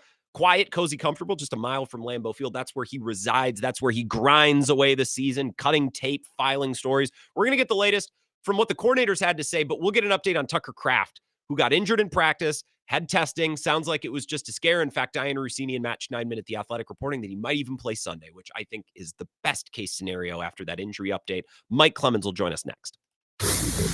This is the Wisco Sports Show with Grant Bills on the Wisconsin Sports Zone Radio Network. The Zone Blitz pregame bash is back. Every Wisconsin home game 2 hours before kickoff at the Blue Moon Bar and Grill. And this year, do I have something special for you? It's a perfect snack for game day or any day. Wenzel's Farm Pro Snack Sticks. Come see me and I'll hand you 16 grams of protein to fuel you through the day. Wenzel's Farm offers that and so much more, crafted in small batches using premium cuts of meat, perfectly seasoned, and naturally hardwood smoked. Check out wenzelsfarm.com. Made by pros for pros.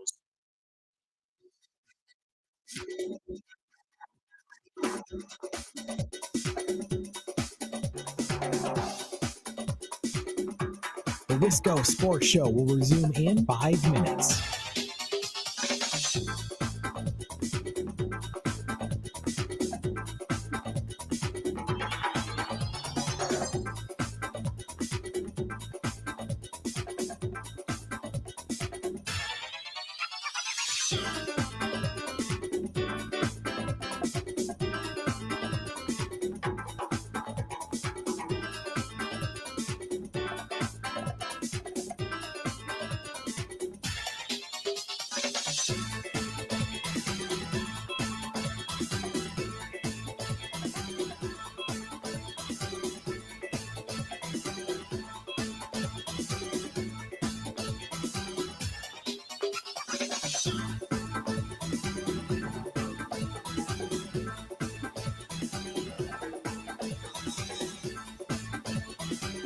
The Wisco Sports Show will resume in 4 minutes.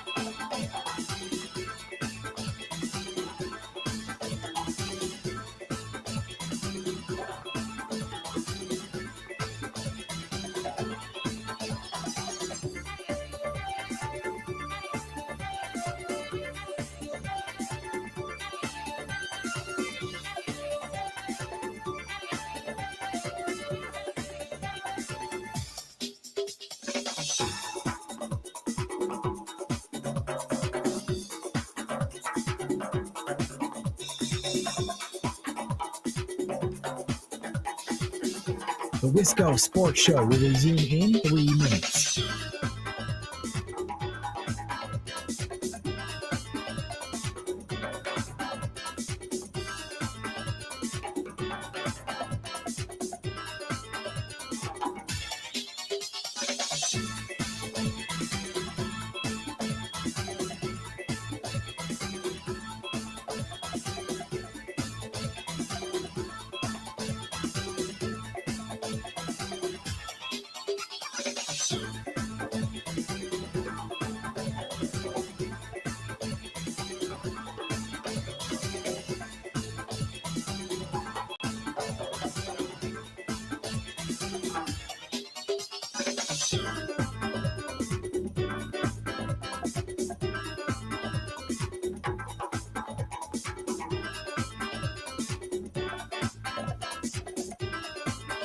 The Wisco Sports Show will resume in 2 minutes.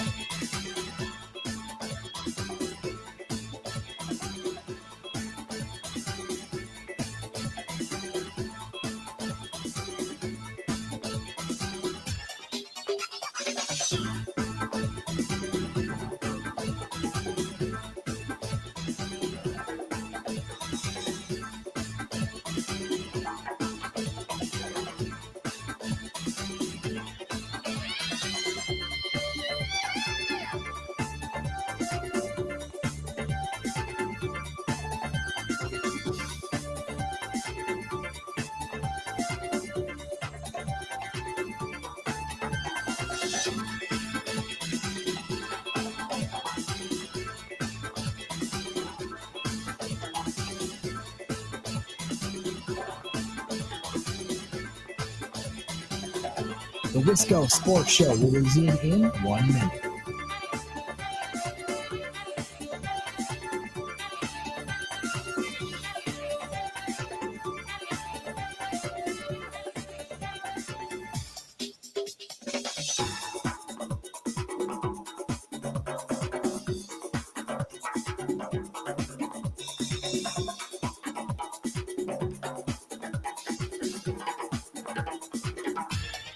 The Wisco Sports Show will resume in 30 seconds.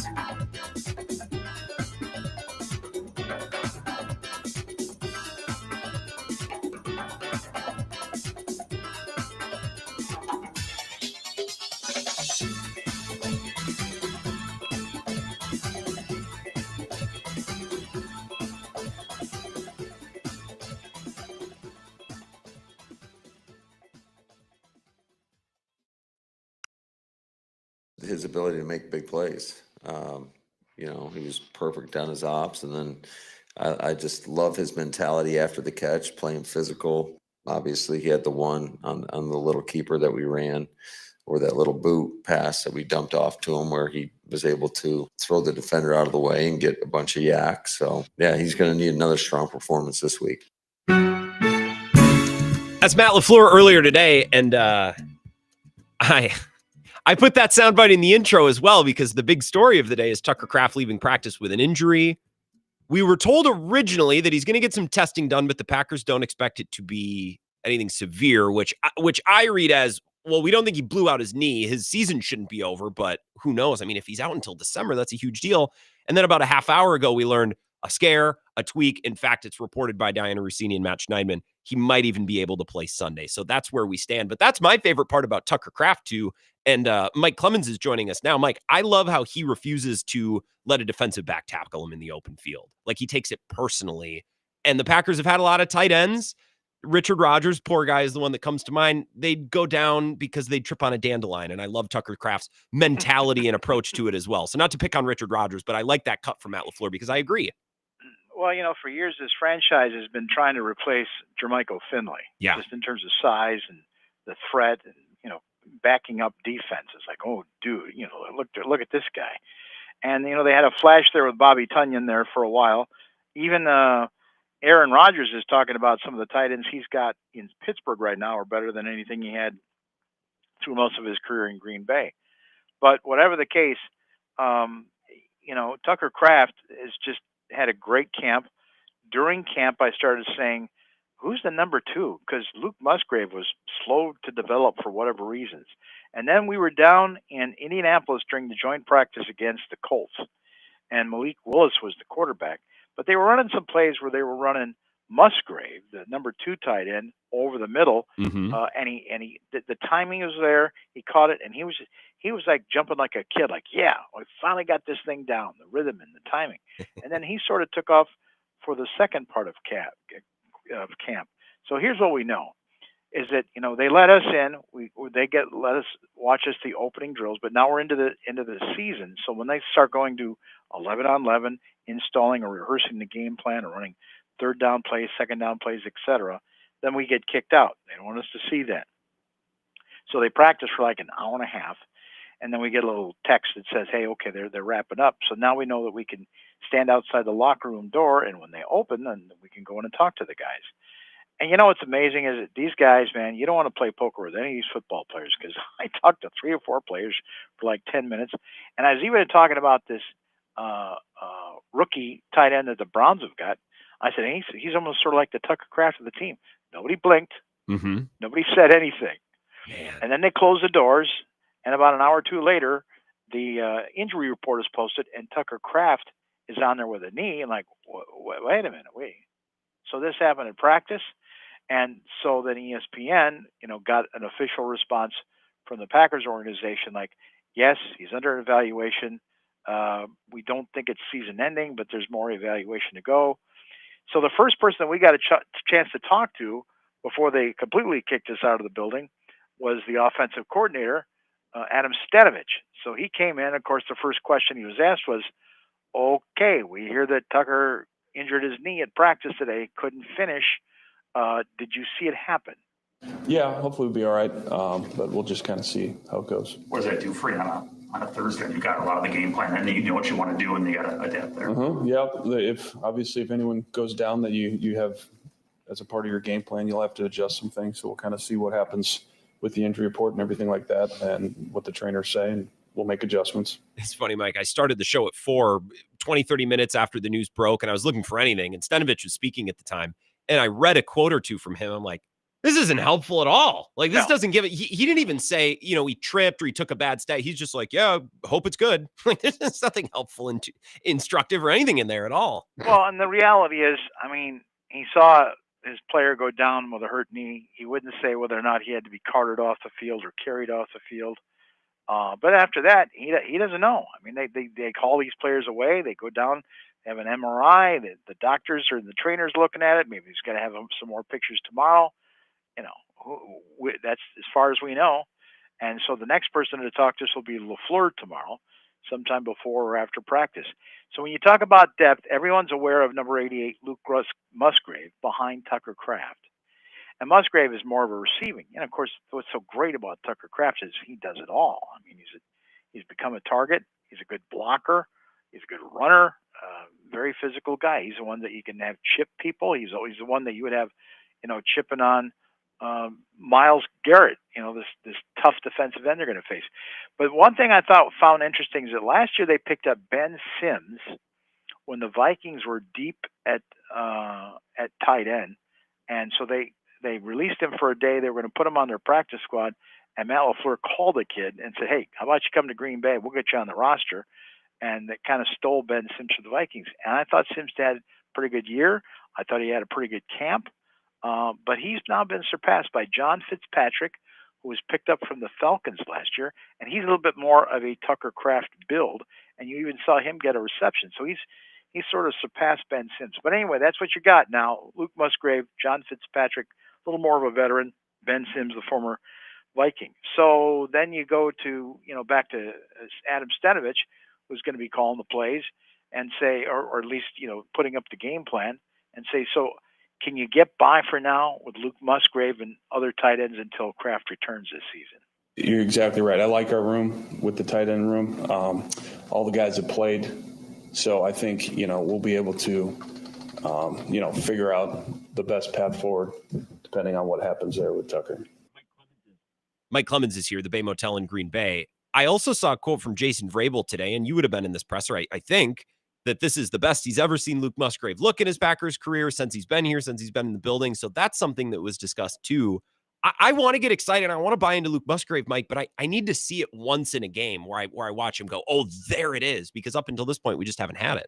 Not really since his rookie season, Yeah. And it seems like they were able to scheme him to get wide open. And he's got the build where he could be, this receiver type tight end. They say that he's working on his blocking. I've seen him getting beat sometimes. I thought you're skeptical. Well, I saw Nate Hobbs blow him up. Yeah. When they were in padded practices and going pretty hard at it. And again, Tucker Kraft would be angry for 48 hours if that happened to him. Like that's just not something that a tight end is supposed to allow. Yeah. So whatever the case, there's that. And now it comes to the offensive line. Now, Aaron Banks was out of last week's game. The veteran that you paid all that money for from the 49ers, he's dealing with a groin injury. He also had an ankle. I think he was limited today. And then Zach Tom. So first of all, you get excited yesterday that Zach Tom is back on the field after going down in the Lions game with a hip injury, first reported, and it's technically the oblique. It's that muscle, in the trunk area between the thigh and the hip. So while he's out there, and you're saying, well, it's been like 10 days. They had a mini bye, and he had last week, Thursday night, off. Could he get back in time for this Browns game? Or do you hold him until you got to go to Dallas and play an even tougher team against the Cowboys? And here's the thing. Listen, the second time you listen to this stuff, it's like, okay, because we're thinking that, well, Zach Tom, you'll probably get in there with the Browns because you're worried the Browns do indeed, perhaps the best unit on their roster is their defensive line led by Myles Garrett. Yep. So we're talking to Zach Tom and say, how does this injured oblique, this thigh hip thing bother you the most when you're playing? It's kind of hard to run. That's like the main thing. There's some like, I feel like moving side to side, I'm good, but like anything that involves me trying to like get out and open up, that's kind of like, then I can kind of feel it a little bit. But yeah, we just got to work through it. Sometimes they have to go in and repair those things. Has that been discussed at all? No, I think they said it wasn't that bad. It was torn away a little bit, but not like to the point to where they had to repair it. So would you say you're optimistic about Sunday? Ask me tomorrow. I don't know that he sounds super optimistic there, but I don't know that he's closing any doors. No, but when he tells you that, well, there's a little bit of a tear there. Yeah. You don't want to make that worse right now, right? Football players are such psychos. Well, it's a tear, but Mike, it's a little tear. I mean, It's how a big of a tear. deal could it be? All I got to do is go out there and block Myles Garrett. It's just Yeah. torn a little. These Yeah. people are psychos. Yeah. So then on the defensive side, I kind of went to a couple of these guys and said, look, everybody in the league is talking about your Packers defense right now, and you're 2-0. So, what's your mindset when you go and play this team that's now 0-2? They got a good defensive line. You got a veteran quarterback back there. And I went to J.J. Enagbari, who's, made the move under Halfley from stand-up linebacker to defensive end, usually on the right-hand side. And I also asked about this Harold Fanning Jr., a kid out of Bowling Green, I think the 67. He set a record for most receptions by a tight end in his NFL rookie year debut. And so I talked to Enagbari today about that and about how maybe they don't show too much against the Browns, an AFC team, but they have to come up with different disguises this week. I mean, that's pretty much our thing every week. I think the game plan is kind of consistent, pretty much just disguise and apply pressure. And I guess the only difference between this game and the last 2 weeks is the first road game. But, I mean, like I said, the game plan, the mindset, everything pretty much is still the same. Dominate, attack, apply pressure. Jay, they got this rookie tight end, number 44, kind of off to a start like Tucker Kraft. Yeah, he's definitely, I guess their OC over there pretty much try to keep him in the game plan and evolve him, try to get him the ball in different ways, whether it's wildcat or putting him out in like a receiver position and whatnot. But yeah, he's definitely a good player. Like I said, it's pretty much the same thing each week. We just got to attack. Everyone's just got to win their matchup and dominate, apply pressure. Disguising their looks. I heard Greg Cosell, I think on with Cowherd after week 1, the Lions game, and he said the most impressive thing was what Jeff Hafley's defense was showing at the snap would then immediately change, right? And Hafley talked about this last year too. I remember this being a story, giving one look pre-snap and then immediately adjusting to give a different look or to run a different defense once the ball is snapped. I think that's something that Jeff Hafley's been working on, and you're talking about disguising there and making things look a little different. That's what I thought of. Well, and the mini buy too. I watched Greg and Sal Pal in their matchup show, and they talk about watch now. There's 4 linebackers, and which 2 are going to drop and which 2 are going to stay or blitz. And I was joking with Jordan Love today. I don't get how you do it. I don't, and it must have to be until the snap. I don't know how they picked that up pre-snap, but whatever the case, you're going to face Joe Flacco, 17-year veteran, Super Bowl MVP when he took the Ravens to the Super Bowl. And I look around the locker room and thinking, there's not many 2 guys that have played Joe Flacco, except maybe some of these former Raiders. So we went to Jeff Hafley, who I forgot about this. What's it going to be like for his guys facing the 17-year veteran quarterback like Joe Flacco this week in Cleveland? Yeah, he's going to get rid of the ball quick. I mean, when I was with the Browns, whenever it was, he was with the Ravens. So we went up against him many times. And now I think it's year 17 for him. I have a ton of respect for him. He sees the field really well. He can still make all the throws. He gets rid of the ball really fast.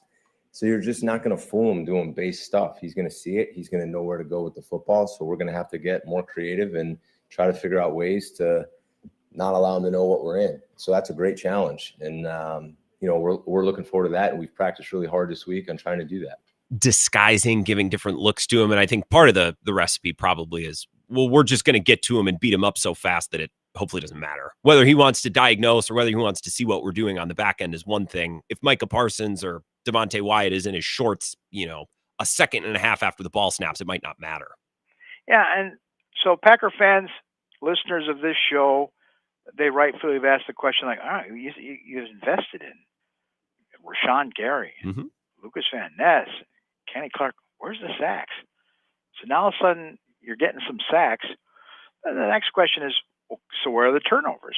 I mean, can you be regarded in the NFL like you guys are at the start of the season as one of the best defenses if you aren't getting the takeaways yet? And Hafley said, hey, at the end of the day, if we win the games, that's fine. And he said, have you noticed with Xavier McKinney, no one's throwing the football over the middle? That's how good this guy is. And then Hafley went on to say how valuable Xavier McKinney has been to him at safety when he talked about a week ago this time, it's the night before in a short week, the Thursday night game. He's still looking at tape and he's like, oh man, I just saw something. So he texts or connects with McKinney late at night, the night before that Commanders game. This is Jeff Hafley. Talking about X, you look back to last Wednesday, I started watching, because today's Thursday, right? So last Wednesday, I was watching film late and I started to see some stuff because it was a short week. And I was like, I think they're going to attack us. And it kind of just dawned on me. So the first person I called was X. And I was like, X, I know it's late. We're really playing tomorrow. But I think if you can handle this, I need you to get me into this check. And he's like, yeah, coach, I got it. And with really out practicing it, that's what they came out in. And X continued to get us in the right call. Like, that's the type of player he is. And I don't care how many interceptions he has. He is the best safety in the NFL. And what he does for our defense is beyond interceptions. Well, Mike, and again, because we listen to all these press conferences and I'm playing these cuts on Bill's show, all this stuff is saved in my brain somewhere. But I remember last year, Hafley early on saying, Xavier McKinney, well, he signed as a free agent. The Packers didn't draft him. He's still so obsessed with getting better. And he just wants more and more. What can I study? What can you throw at me? And I think we maybe underrate Xavier McKinney's growth and progression because the Packers didn't draft him, right? We're not watching him year 1 to year 2 to year 3. He's a little bit further along. But, hearing some of these comments about Jeff Hafley takes me back to last year and some of the things that were said. And he last week after the Lions game said he played the run as well as he had ever seen. So while the interceptions aren't there, I think we now have a theme of Xavier McKinney kind of handling a lot, taking in a lot, and making plays in ways that maybe we don't see on TV. I appreciate that Xavier treats me, I mean, you don't want to monopolize these guys' time when it comes to like media, because that they're going to leave the locker room and have to go on some Zoom call or go on some national show. Yep. They still got meetings, all this, But every once in a while, if I look at him, if I can come up to him and ask him like 2 questions, he gives me flat out, straight, with respect, answers. It's great. And then I see he's chill, but he's so intense isn't the right word. It's just you see him when we're on the road and he walks out of the visitors' locker room and he's going over some of the coaches and they have to start handing him stuff. And then Hafley tells you about a month later, yeah, the guy's in the back of the bus and he's on the tablet, already working on next week. He's like getting pissy with the assistant coaches, like, where's my next file? Yep. We're done. Move on. Hello. And the guys sitting around him see that. And it's not like he's a nerd. It's just like, let's go. Let's go. It's the guy you want on the back end of the defense, right? On top of now Parsons at the front end, Quay Walker and Quay Walker in the middle too. On the bus to the airport, Grant. Well, it's good time. It's good valuable time in the car. You don't want to waste that away scrolling on TikTok. Well, I know we'll get your final report of the week tomorrow on Bill's show. I appreciate it, Mike. I got to run, but safe travels to Cleveland, and we'll connect with you tomorrow one more time. Thank you, Grant. Have a good night. You as well. Mike Clemens, the Bay Motel in Green Bay, sponsors his appearances all across our network. Quiet, cozy, comfortable, less than a mile from Lambeau Field, South Military Avenue, so make your reservation. BayMotelGreenBay.com. We'll wrap things up and pass the baton to Zach and Ebo, who are posted up at Monks and Sun Prairie for Thorson and Heilprin. What a night it should be over there. So stop by if you're a WOZN listener. Get over to Sun Prairie. We'll wrap up the show next. This is the Wisco Sports Show with Grant Bills on the Wisconsin Sports Zone Radio Network.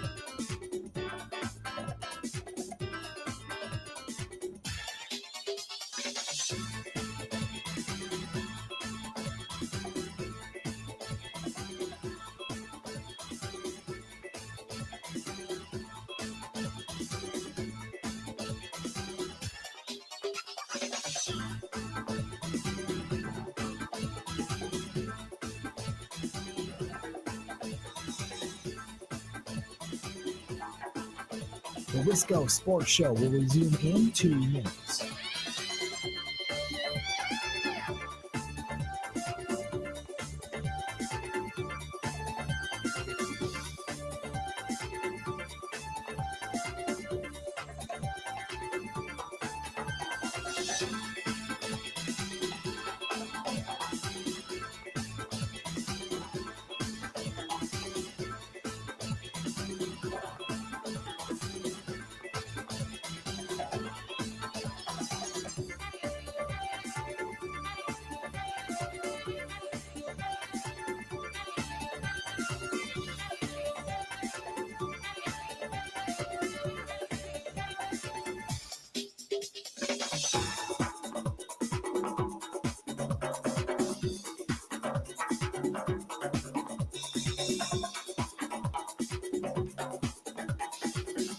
The Wisco Sports Show will resume in 1 minute.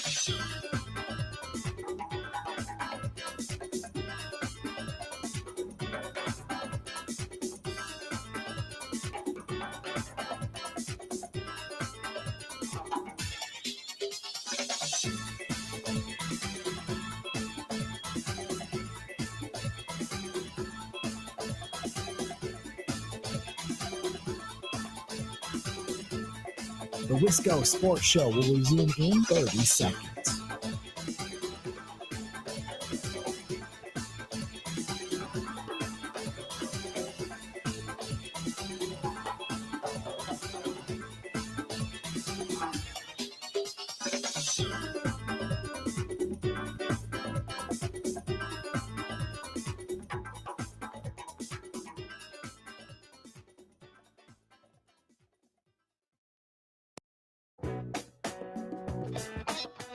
Wisco Sports Show. Appreciate Mike Clemens. Last couple minutes here. Let's say hello to our good friends, our good buddies, Zach Heilprin, Ebo, down at Monks and Sun Prairie for Thorson and Heilprin. It was nice to see you gentlemen last week. It's been a while since I'd been out there. I'm very pleased that I made it out there. I had a good time. Grant, you seemed like a tortured soul, so I wanted to get you a beer last time you were out. I seemed like a tortured soul. Yeah, do you enjoy being tortured? I like my nipples pinched. I see what this is. I did say that on yesterday's show. I don't understand why can I not just say things? Is that why there was a ball gag in the studio? Is that why there was a ball gag in the studio? I was wondering why that was there. Don't tell people there's a ball gag in the studio. I also don't know that would be true. Well, I tried it out. Don't kink shame. Don't kink shame. Well, that's what I told you. Don't kink shame in the big 2025. That's not fair. I'll bring in a whip tomorrow. Well, I appreciate that. 15, 20 seconds. What are you guys leading with tonight? Tucker Kraft being done for the year. Oh, wait, no. He's good. I did pull it, guys. Methods. I said, guys, we have news on Tucker Kraft. It's not good. It's great. And if I would have been listening to a show that did that, I would have turned it off. Yeah, for sure. No, I think it's best torture techniques like hot wax or what are your favorites? What are your favorites, Grant? The tickle with the feather? Watching the Brewers game by myself. There it is. It's mostly it's a solo activity. Have a good show, guys. I look forward to listening. We love you, Grant. Thanks, Grant. Love you, Zach. Love you, Ebo, Thorson, and Heilprin. Monks and Sun Prairie. So Zone listeners, stop out, enjoy some Thursday night football, food and drink specials. Food was so good last week. So enjoy. I'll be back tomorrow at 4. I'll be live at Lacrosse Beer House. So Lacrosse listeners, quarter, third, and pro. Come on out. Talk to you then.